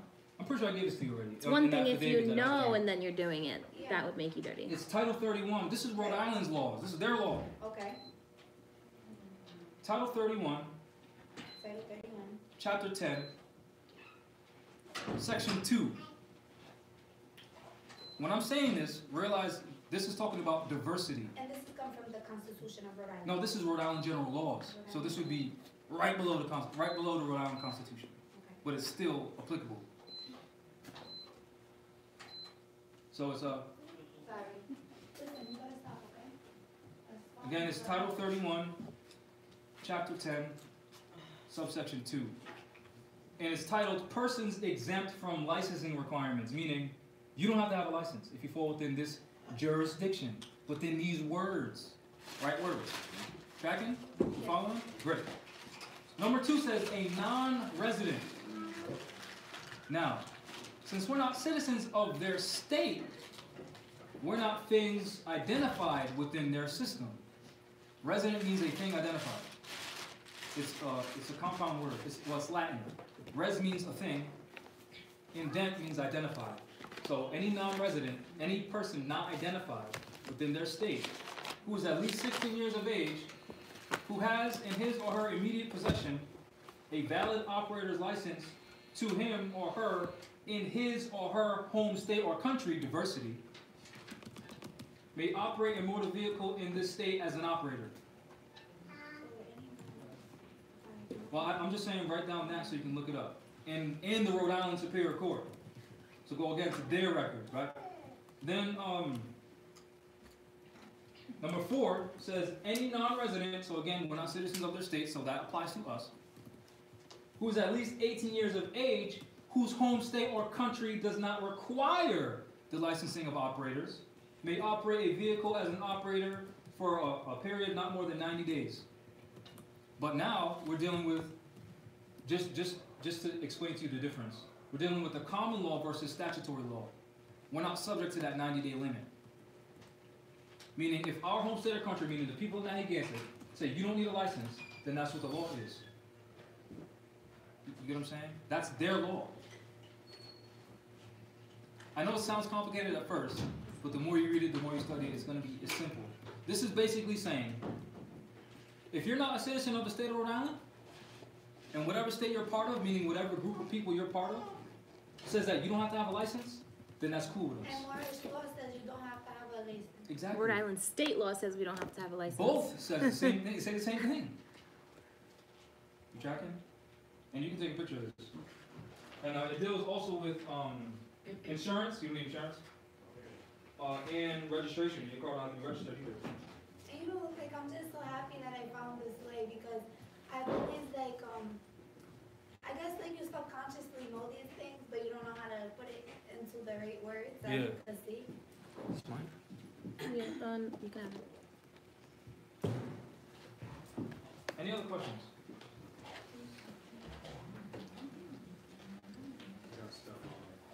No questions? Do we need a break? Yes. Yes or no? No. You guys said no. Majority to rules. class? Well, nobody's answering, so I'm Majority just rules. saying no. Yeah. Tacit acquiescence, we all agree. We're not challenging. Alright, so, now, to get back on point, I was talking about removals. That's what I was talking about. She's talking about if you get pulled over and you don't have a license, right? And they try to ticket you and say, you know, you gotta go to court on this day and blah, blah, blah, blah, blah. Okay, since it's in that state venue, file a removal with federal court where you put your name down as a plaintiff, and it says county or residence of the of the listed plaintiff. Instead of Rhode Island, we'll put Narragansett. That shows the diversity, or whatever territory that whatever more is in. They don't say the defendants, the police department, right? Which on Providence police vehicles it says commercial enforcement right on it. Commercial enforcement right on it. That's something new that they're doing. They're putting it right on the back of the police cars. It says commercial enforcement. That's good, that's good. Then, for basis of jurisdiction, are you raising the federal question or are you raising diversity? Each one, in that situation where you get pulled over, you don't have a license, you can use whatever one. Doesn't matter. You can raise federal question and challenge the constitutionality of that so-called officer pulling you over who's not an officer, and to say, well, according to Rhode Island general laws, I don't need a license, so what am I going to court for? Or you can say, diversity, I'm not a citizen of the state of Rhode Island, my home state or country says I don't need a license, so what am I going to this court for? It's the same thing. Oh, so they're gonna say, where are you from? Morocco, because this is Morocco. This is Morocco. When you go to Kennedy Plaza, right? Face City Hall, look to the left where it says Bank of America, and you see the history right there. Then go to the next street over, and you'll see a big old Turkish head with a turban on and a crescent moon. It's called One Turk's Head Plaza. They're telling you this is Morocco, right in your face. Yes. But that doesn't mean like go to battle with them on the spot every Yeah, single no, time. yeah. No. Don't fight policy enforcers. So just go to Bring jail. claims to court. So just go to jail and then fight it in court. Yeah, but don't go to jail. Leave it alone. You can just unplug the printer so she stops turning it on. I'm about to. But if it should. But turn it off first, then unplug it so it doesn't mess up. That's another thing too, is like when, it's procedures too to the game too as well. It's like where you gonna put the right word in. Cause like if you get pulled over, that's my opinions that I'm trying to put out there. They're not going to listen to you, they're not going to cooperate, and they're not going to understand. Of course, what you're no. talking about. You're right. You're right. They're not going to listen to you until we start suing them for their actions. Correct. Then they're gonna start listening to us. But before suing, the process of they doing, the only thing, I believe, I put TDC, threat to her coercion, Yeah. if they gave me a $40 bail, automatically they know they get me against my will, kidnapping and human trafficking with me, and they not consider they're gonna pay nothing because, you know, consider by the 1913 Federal Reserve Act, they used the federal NOAA as an instrument of negotiability, Yeah. and they took our gold. Yeah. So tell them we're not Yeah, recognizing but it to be able to pay even us what money. you're saying, you're arguing the federal question. Because according to the Constitution, only gold and silver is money. Silver and money. So that would be your argument. So if you're challenging, the subject matter of paying a ticket, you're arguing the means to pay it. That's the federal question. Are you asking me for a note or are you asking me for gold and silver? Because according to the congressional record, you took all the gold and silver. So what are you asking me for? And then again, according to the United States codes, you took on all the debts associated with the Federal Reserve note, Title 12, subsection 411, which is still the federal question and still diversity. Diversity. Yeah. So now, again, removing yourself to court. Federal court. Then it talks about citizenship of principal parties, and it says place an X in one box for the plaintiff and one box for the defendant, for diversity cases only. Then it'll ask you for, for the plaintiff, are they a citizen of this state? Meaning if you're in Rhode Island, state of Rhode Island. Citizen of another state, if you're within so-called Rhode Island and someone from Colorado is violating you, then you put that for them. Or, citizen or suburb of a foreign country, this applies to both the defendant and the plaintiff. It also says incorporated or principal place of business in the state, incorporated and principal place of business in another state, and or a foreign nation, meaning nations can sue the United States. Meaning the Moorish nation can sue the United States. Has it been attempted? Not to my knowledge. I have studied on the caselaw.finelaw.com where Moors have filed claims in federal court, but they weren't competent. Meaning Moors started saying, I'm a sovereign citizen. Well, a sovereign citizen of what nation? So it was plaintiff in error, meaning they're incompetent. You know what I'm saying? That's how they get in. But that's where we're supposed to know the law. And not act like we know. No, prove that you know. You know what I'm saying? But that's what we're all supposed to be learning together and all that good stuff. That's why I brought up the information of, I apologize. I'll finish and I'll let you go. That's why I brought up the fact of what information is hidden to what people. Because if we're all supposed to be enforcing the Constitution like the prophet said, if I don't know how to enforce the Constitution and you have all the information, well then now you're not allowing me to be ready for battle. So now I can't even help you. So now I can't even make my own mistakes, learn for myself, and come to the greater collective and say, this is what I did, this is what worked, this is what didn't. Now you show me what worked and what didn't work for you so we all can go that way. Yes. One more question. I do have to go. The difference between driving and operating a No. Driving and traveling. driving and traveling. That's the difference, yeah. That's what makes it different. Driving is a commercial activity whereby you're being paid to do that. So if you're a cab driver or a truck driver Yeah. or Uber Then you're a or driver. then you're a Exactly. driver But and if you're in your car, and you're under their jurisdiction, just to clarify a little bit yeah, better for her. if you have their plates. Right. Yeah. If But you're if you're in traveling. your car, operating behind the wheel, and you're going to grandma's house, you're not driving, you're traveling. And you have the right to Because travel. remember, when you're dealing with jurisdictions, subject matter. Are you within commerce or your private capacity? Because if you're in your private capacity, then no one can encroach on you. But if you're in commerce, you have a public hazard, But I meaning do you have an obligation to the people. I do have a license plate on my car. That's what's giving them jurisdiction. Right. But I just showed you Rhode Island Yeah, I'm general gonna look laws it where up. you don't need I'm none gonna of look that. it up, yeah. But now, before you do anything, caveat emptor, you better know exactly what you're doing. And you better know exactly the condition of our people, so when they violate you, Right. you're on your own. Don't just To an rip your extent. license plate off and I don't need this. Yeah. Make sure you know the information because when you get pulled over, you have to know the information to recite to the policy enforcer and say, listen, I don't need this for this reason. Because Jamal's not going to be there when you get pulled over. And then remember, we are colonized. These people are benefiting from us being subservient to them. Remember that. This isn't just, you try something, it's going to work every single time. It is, we're colonized. But don't think it's just the European. Our own people are selling us out. They're calling us black and they're calling us Indian and they're not giving the information I'm giving to you and they know this. Teaching their kids this. Yeah, they know this stuff. Right, so, continuing. Notice how you deal with status, who the people are, jurisdiction, the basis of the jurisdiction. Sorry, I was in the bathroom. Is this a claim? Yeah, this is dealing with if anyone, like in her situation she brought up, if you're driving on the road and you get pulled over and blah blah blah blah blah blah blah blah.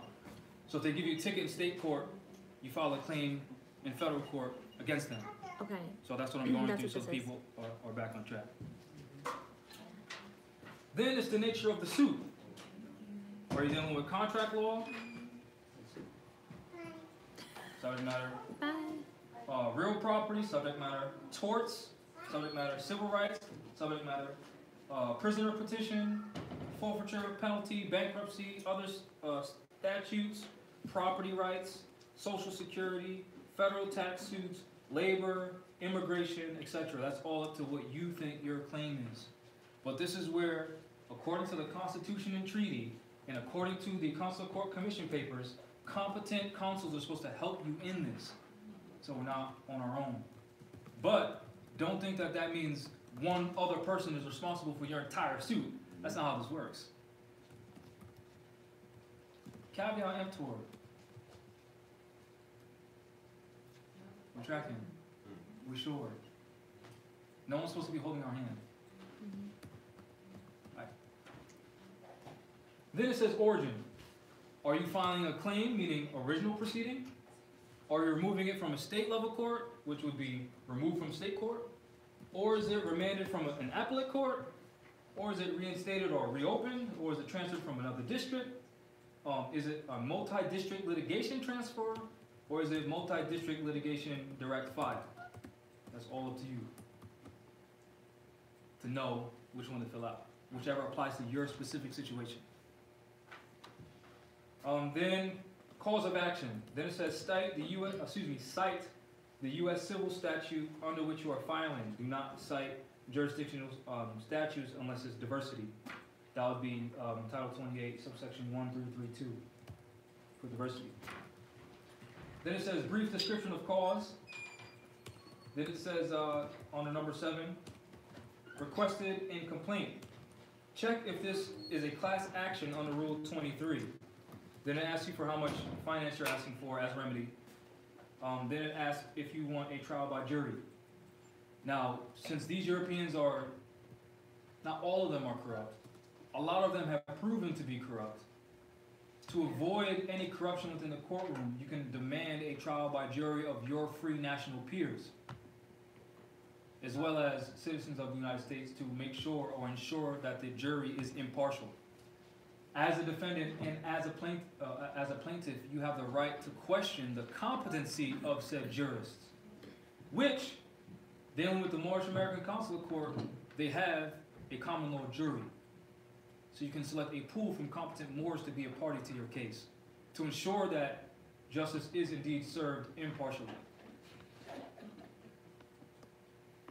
Tracking? Great. Or you can have a bench trial. Or you can have every single justice within the United States District Court at the bench during your trial. You have a right to that, but you have to petition for that. Which, of course, if you're making any motions or petitions to them, a petition being a request and a motion being a request, they can deny it. That's where we do writs. A writ of whatever. And I can show you in the documents that I did in federal court, they have it typed in as motions, but when you see my documents, it says writ. You know what I'm saying? Which they don't even, I won't even get into that. Then it's asking under number 8, related cases, if any. This is where you put, you know, whatever res judicata, whatever stare decisis is applicable to your exact situation. And then date it, and then where it says, never mind, that's on a different paper, but that's that. Where's that phone called? This is the civil cover sheet. Civil cover sheet. And then there's more documents that they give you, such as, they'll give you a whole packet. If you just go to district court and ask for the civil claim packet, they'll give it to you. Everything you need to know. So you don't need to pay no attorney thousands of dollars or no anyone thousands of nothing. If you know how to read, you can do it for yourself.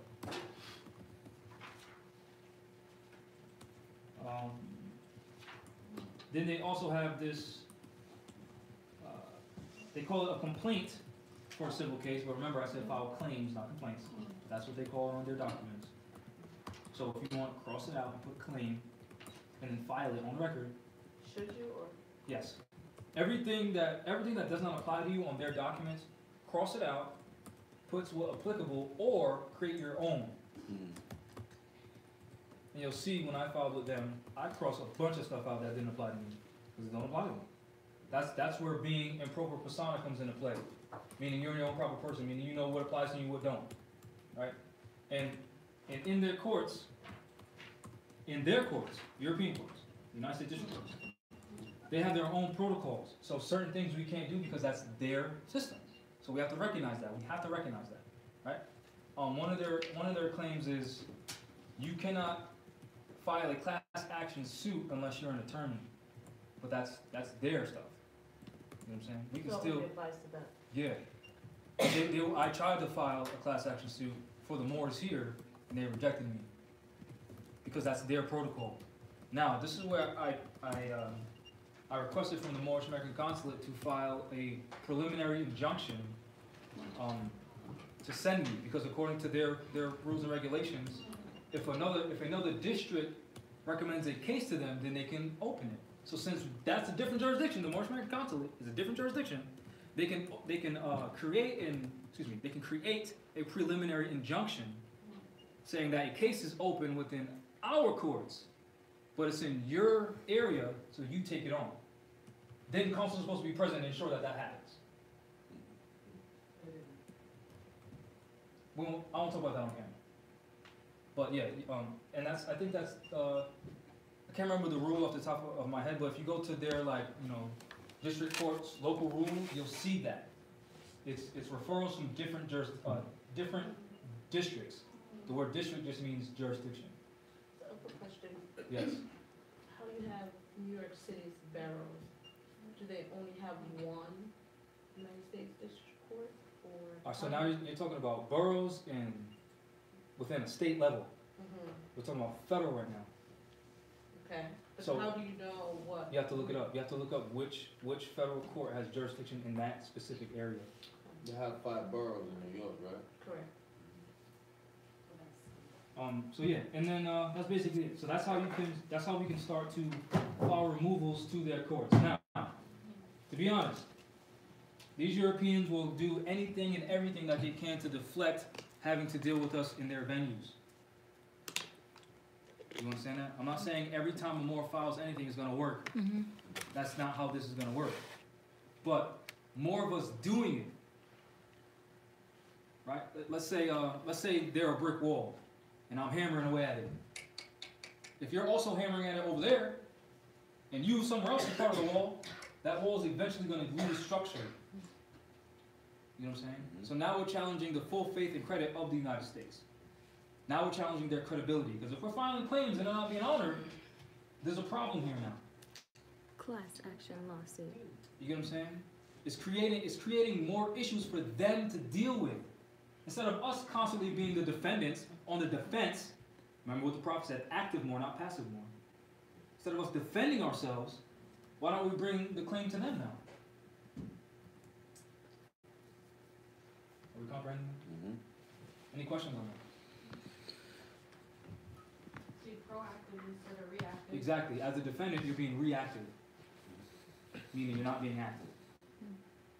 You're responding to something. And the prophet said what? Enforce the Constitution. Where do you do that? In court. District court. What is that called? The federal question. So any issues whatsoever between any Moor and any citizen of the United States, even if they are a Moor and think that they're black, they're still citizens of the United States by what they confess out of their own mouth. So even them. Because if you're someone's property, then that's what you are. So if a so-called black policy enforcer pulls you over and you know he's a Moor, but he don't, he's working for them, so okay, you're a citizen of the United States, so now we gotta go to court. Now imagine how many policy enforcers would stop harming us if we started affecting their pockets through their court system. Instead of us being the victim every time. No, this is what happens when you violate us. You have to see us in court now. Competently. No, ain't gonna be no European attorney representing us. It's us speaking for ourselves. That changes the nature of the game. Do we understand that? Do we comprehend that? Understand it? Overstand it? Float stand it? Yes. Sure. Yes, sir. Positive. 100%. Online, so it said tell them all. Oh, tell? Tell it. Oh. No, I'm not saying my way is the only way for this to work. Don't think that. Because when you're dealing with the court system, not everything goes to litigation, meaning not everything goes to trial. You can file a claim in federal court, and then the defendants can say, oh, we want to settle this outside of court. You can take that if you want. All right. Here's an estoppel, stop doing this, quit your claim on this, boom, boom, boom, boom, boom, give me this much. Handle it out of court. So not everything has to go to litigation. It's kind of like chess. Make certain moves to see what your opponent's going to do. Call their bluff. If these people be bluffing, and any more that's been in this room that's been in the courtroom with me, or has filed any documents that I've suggested them to file, you see how as soon as they see that Morse paperwork, they start switching up. We're calling their bluff. Why are we calling their bluff in their face? Oh, so Judge so-and-so, this guy did this to me. What are you going to do about that? Because don't you have oath to the Constitution, right? Well, if you don't, hold on, let me go to this file cabinet and I'll show you the oath right here that you got to the Constitution. Let's start sunning them to their face. You know what I'm saying? It's kind of like if I'm the mob boss, right? And I loan you $2, I'm not going to keep sending you letters in the mail saying you owe me $2. I'm going to go to you and say, what's up with my $2? So now you got to confront me. You know what I'm saying? That's what filing a claim does. Let's make them confront us face to face within our own competent capacity and say, you're violating my people, stop. Or the mob. And if they choose not to stop, then that's a different story. Now they're violating the treaty, which is an act of war. Although we already know that they're warring against us. It's exposing them. You know what I'm saying? They can't be exposed because it ruins the game. So let's keep exposing them. Yes. We have to get competent, for sure. Yes. How do we do this the most effective way is my question. Study. The most efficient way and the most effective way to the people. How? Study. Get experience. This is what I did. I thought I knew something. Right? I was saying, I know this, I'm so smart, I'm teaching, I know law, blah, blah, blah, right? That's not how I was acting, but in my head I was saying, okay, I know something because I'm studying from Taj Street Bay and House of Ram, and I'm on argumentpublications.com, and I'm studying it, I'm starting to get it, and I made a few trips to their class, so I'm like, all right, let me gauge my competency level on the guy who I think is the master of everything, right? So I know some stuff. Someone asked me for help. I said, okay, this is how I think you should go about this. We wrote an affidavit. We went to court. We got experience of what works and what doesn't. Then we came back and said, oh, look, a success. Then more people started coming around. I started teaching more. I started to get my own life experience. That's what our people need, experience. It don't matter what Jamal says. Get your own experience, come to the greater collective and help us figure out the better way to do this. Not asking me what the better way is, because I don't have the better way. I only have my experience. That's it. I'm just a regular person with my own experience trying to get out of this. You know what I'm saying? So the more of us that have that experience of, I went to court and did this, and that happened, and the more of us start to see, hey, whenever we go to court in numbers, these people are switching up. The more of us that have that realization, the better we'll be able to produce remedy. The more minds we have thinking about one thing, the easier it is to manifest it. The issue is getting all the minds to agree to that one thing. And that's what I'm saying. How do we get these people to switch? Experience.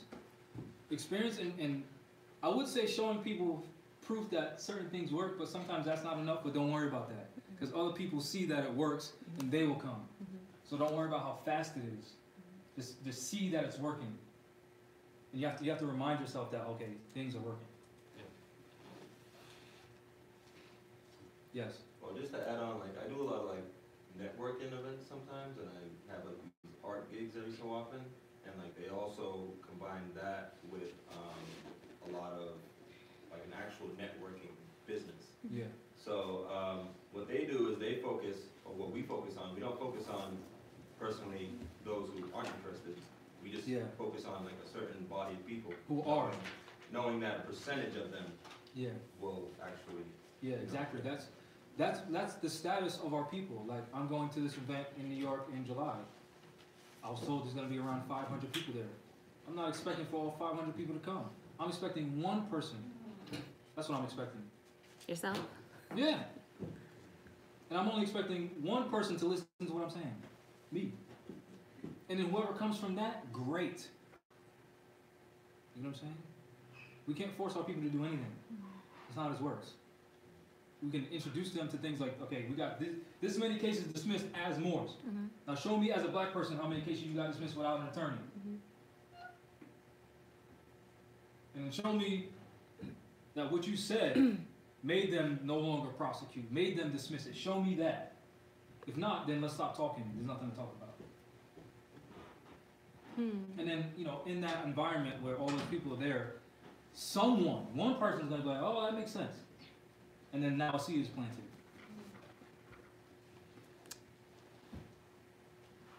If anyone has any questions on how we're going to save our people, or how we're going to get them to save themselves, refer to what the Prophet taught.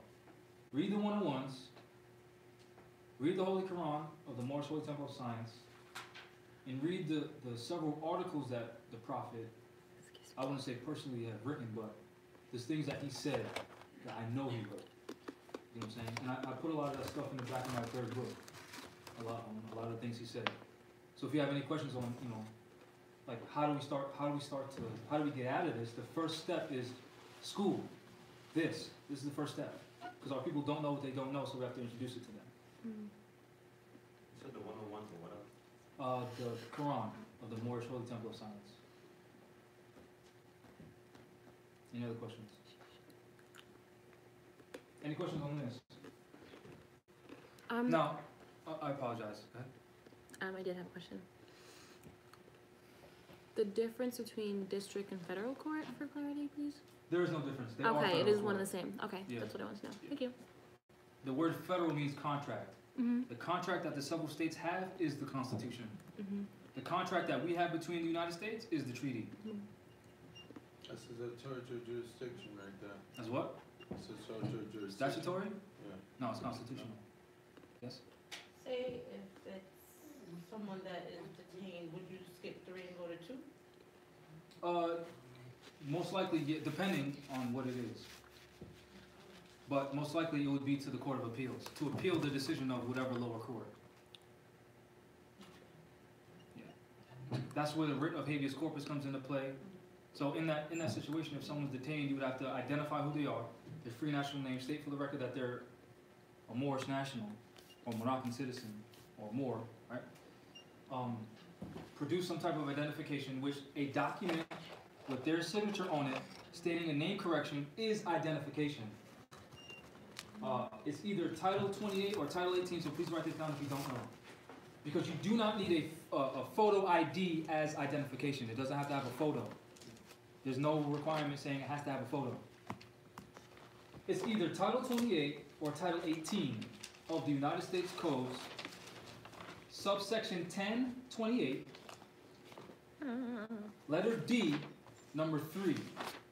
That talks about identification. And it does not say a photo is required whatsoever.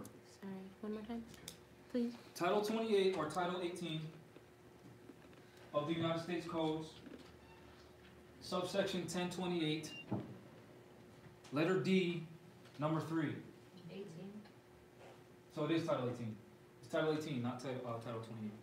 Title 18, 18 USC 1028 D3.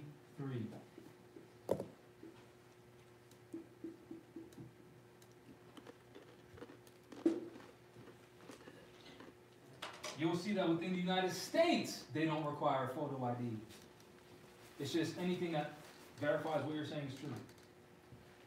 Right? So in the event of someone being incarcerated, get them to sign something that says, I'm a free national Moorish American, here's my free national name. Then send that to the consulate, and we're supposed to, well, the consulate's supposed to get them out. Or any competent Moor. It doesn't have to necessarily just be the consulates. Anyone with competence is supposed to articulately express that this person needs to be removed, rid of habeas corpus, per the Constitution and treaty, diversity of citizenship. Can you use that extraction paper? Is that what that's for? Yeah. Extraction is to take something out. Same thing as a writ of habeas corpus. Do you add a writ of habeas with it, or would you Yeah. cover it with the extraction? Yeah. That's the whole point, is to get them out. Any other questions? All right, so, again, in that event, you would express to them that, you know, you violated the Constitution, especially if it's state level court, that is, they are incarcerating our people on state level. They're also doing it on federal level too, but the more claims that we bring against them, the less likely the less likely it is for them to keep doing what they're doing. You know what I'm saying?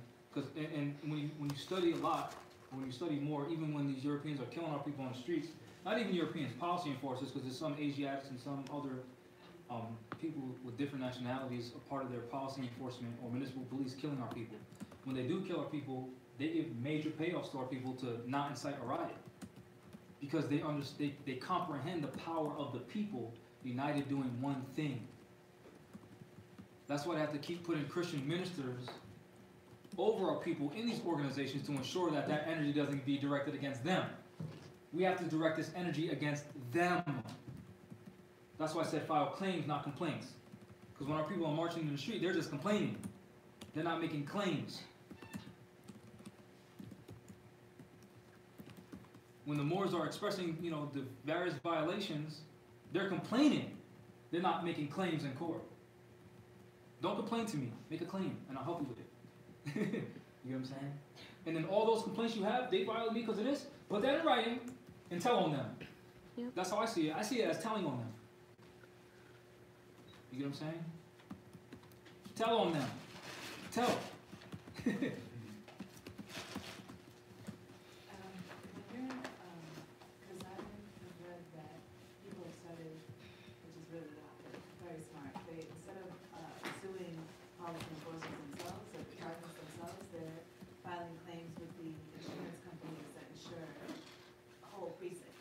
Yeah. And I was just gonna ask if that's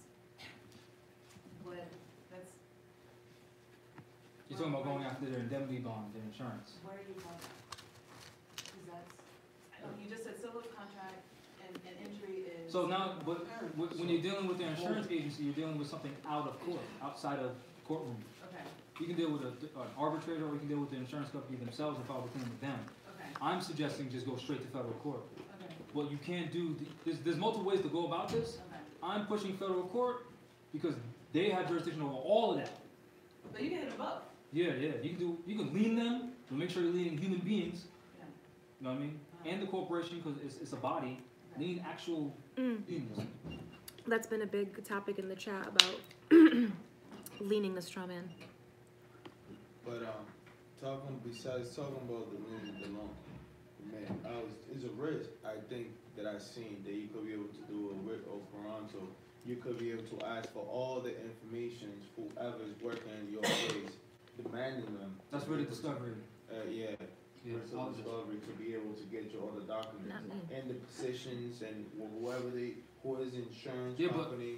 in order to file a written discovery, in order for them to honor that, you'd have to so if you've ever been to court, you'll see where both parties will be before the so-called bench, and normally it would be the prosecutor or the plaintiff saying, yeah, we're gonna go ahead and proceed with discovery.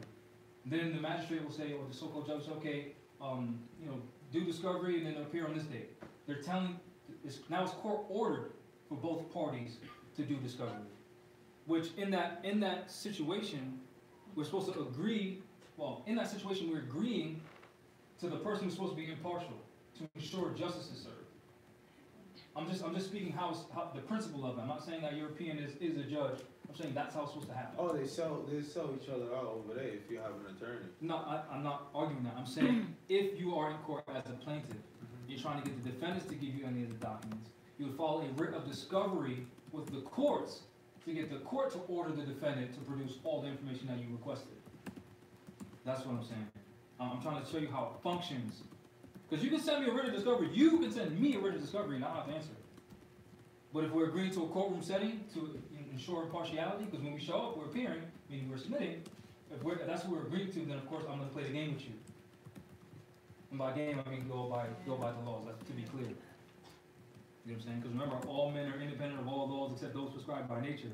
He's not bound by any institutions formed by his fellow men without his consent. So the only thing you could be able to, you'd be pressing there, and at the same time, you could just tell them that you're not agreeing with anything that's going on. Yeah. It's going over there because you being there against your will. If you're against your will, but if you're a plaintiff, meaning you filed the claim that you ain't against your will. No, but if you're the defender, yeah. If you're a defendant and there's no injured party, you have to go through due process. You know what I'm saying? Because if you committed a crime and you're there, then it don't matter if you're against the will or not. You harm someone. You know what I'm saying? So that has to be clear within everyone. Because if you actually committed a crime, it doesn't matter if you don't want to be there or not. You're supposed to answer for that. That's the whole point of law and justice, jurisprudence. You know what I'm saying? So now to address the whole birth certificate thing, I'm not going to say do this or don't do that. That's all I'm going to say. I'm going to ask questions. Beating the straw man. I'm going to ask questions. What is a straw man? A fake. A straw man is a fake man. Entity. It's fake, right? Legal fiction. A legal fiction. Fiction meaning fake, right?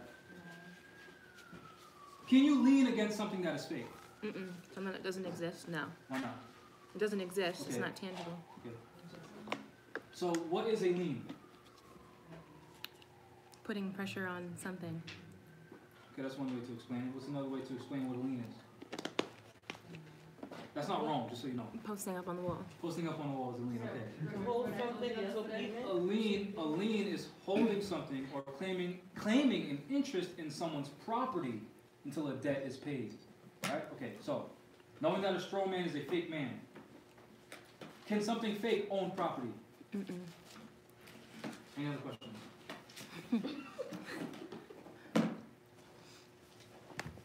Now again, this is not me saying don't lean these Europeans. That's not what I'm saying at all. To lean be clear, their house. For the record, yes, lean their house. Lean their car. Lean their estate. Lean their car. Their lean their bank account if you got it.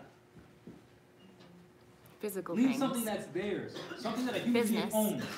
Lean that. Not this.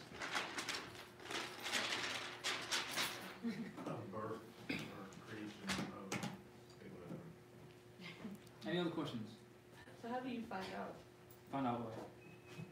what they own? Well, as an example, if you go to City Hall and you punch in anyone's name, you can see what they own. Or just do research. Or if you want to find out information, file a claim in court and command a writ of discovery, and then lean all their stuff. Hold on. That's why in court they ask you to fill out your financial stuff, how much stuff you own, how much to see what's up. They do the same thing to us. Why are we doing it to them? So question. Yes. So if it's multiple people, so let's say if it's a ticket, it's police officer, you can leave their stuff, the judge who might agree with them stuff, Yeah. But now, If you I'm get not arrested, saying awarded- don't lean. Do that if that's the way you wanna go. I'm saying, why do that instead of suing them in court? That's the only question I'm asking. Because, why file a lien, this is just me, simple question.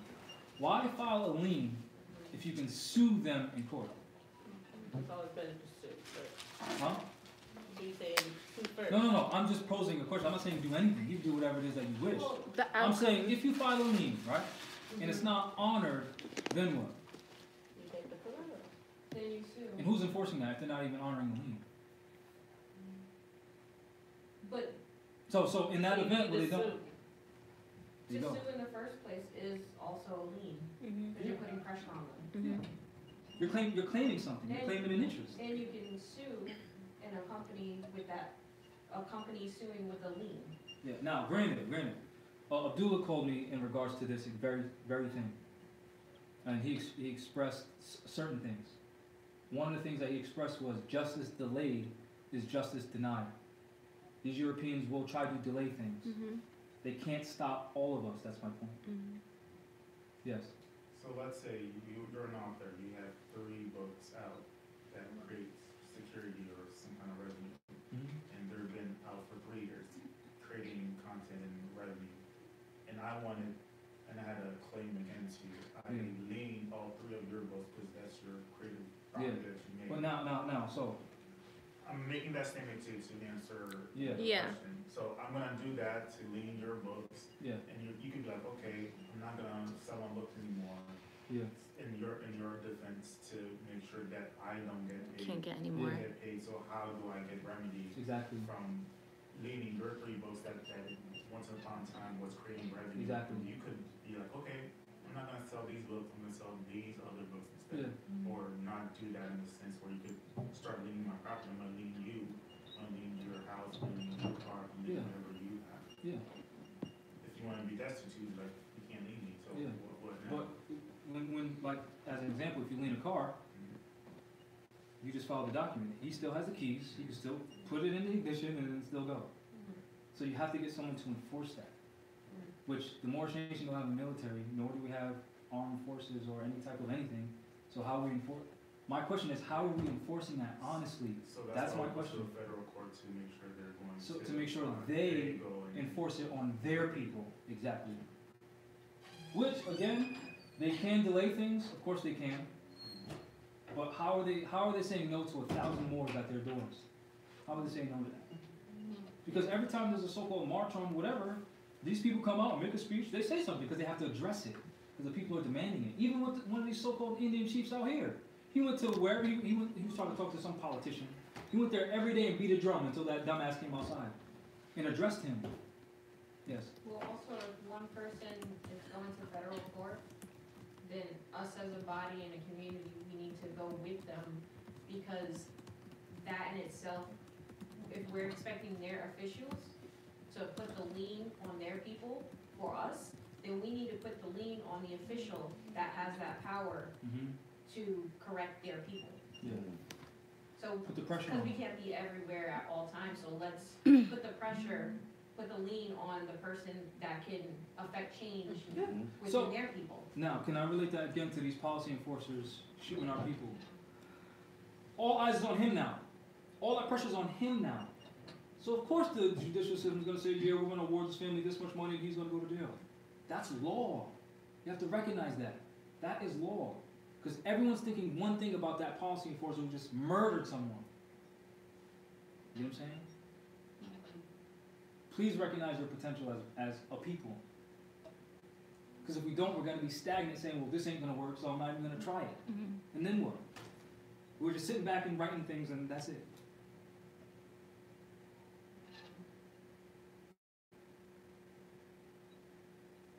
And please don't just blindly listen to me. Please look it up. Please do your research. And then question everything I say and challenge everything that I say. And if I can't answer it, expose me.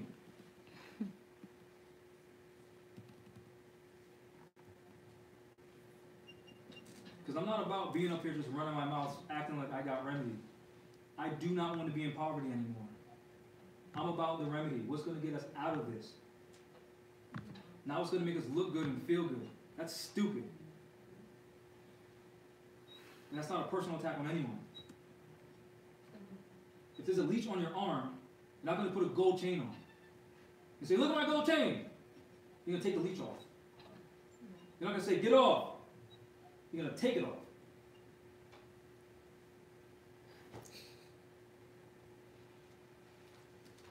Agree. Any questions? What's the time? How long have we been live? We've been live for an hour. No, I lied. Okay. Hold on. Over an hour, almost an hour and a I think half. this is a good time to cut the cameras.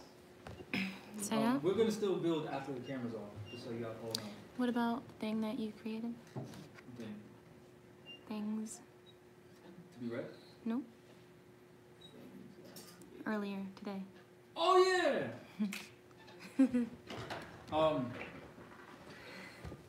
The other person's not here, but I created some awards for some of the Moors here. This first award is going to be awarded to Ellie. Please come up here, Ellie. Hey.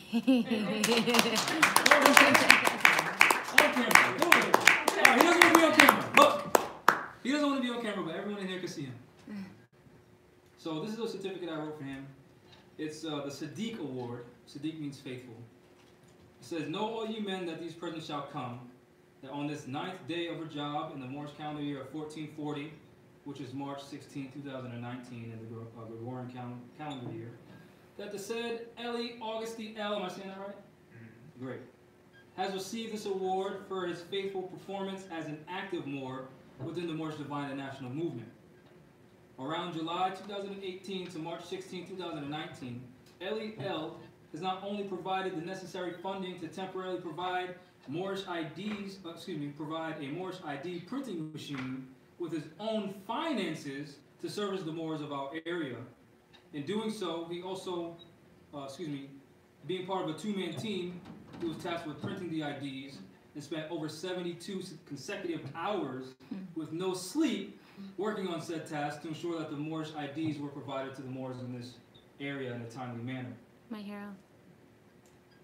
He has also been a vital asset to the Rise of the Moors Temple from providing food for the temple, which all those snacks in the back, he gets those. Thank you. To assisting with the cleanliness thereof and ensuring that the overall functions and condition of the temple were optimal for the Moors who walk in. He took the trash out yesterday, and he's been doing that consecutively since we got the place on his own accord. No one asked him to do it. Yep. He just started to do it. So, it brings me great pleasure to issue this award of faithfulness to Ellie L. Ellie, aka Ride or Die. Thank you. Now this other award, one more's not here, so he's not going Did to you get get it on one page? Yeah, I had to shrink the text to like I 9 told in the you. font. This award is going to my beloved cousin, Janaea. I'm not going to read her full name. You want to read your full name? No, it's long. All right. Let's just say Janaea L, the camera woman, the light bearer. That's what I call her a few times in a few videos. I got to read it because I got to do this because it's 9 font. Because it was going to be 2 certificates worth, and we ran out. He was like, should I do back and forth? So know all you men that these presents shall come, that on this 9th day of Rajab in the Moorish calendar year 1440, 3/16/2019 of the Gregorian calendar year, that Janaea blank blank blank blank blank blank blank blank blank L has received this award for her 6 faithful names? performance as an active Moor within the Moorish Divine and National Movement. From around November 1st, 2017 to March 16, 2019, Janaea blank blank blank blank blank blank L has Empress, helped you forgot. nationalize over 48 Moors who are unaware of their nationality and birthrights. Hey. She has also helped facilitate several trips to Delaware to take Moors to the House of Reweighting Minds to learn the truth of their nationality and birthrights, which consisted of a total of 10 hours of travel per trip. She has also competently, honorably, and effectively assisted myself in answering over 2,000 emails, DMs, and other inquiries made by Moors in regard to their nationality and divine rights, and has made over a dozen special appearances in court to support, appearances to court in support of Moors, challenging the de facto European colony of Rhode Island, and stood fearlessly in the face of severe opposition without wavering nor faltering in the face of our enemy. She has also been a vital asset to the Rising of Moors Temple, from recording our classes, signing documents for Moors, assisting with consultation on both personal and public matters of state, to assisting with the cleanliness thereof and ensuring the overall functions and conditioning of the temple were optimal for the Moors who walk in. She's also the co-founder of Rising of Moors. So again, it brings me great pleasure to issue this award of faithfulness, Sadiq, to my beloved cousin, Janaea L. Empress, Janaea. Brr, brr, brr, brr, brr. There's another one, I'm not going to read it until he comes. But, with all, thank y'all for tuning in. Thank y'all for coming. We'll continue to do it off camera. Peace.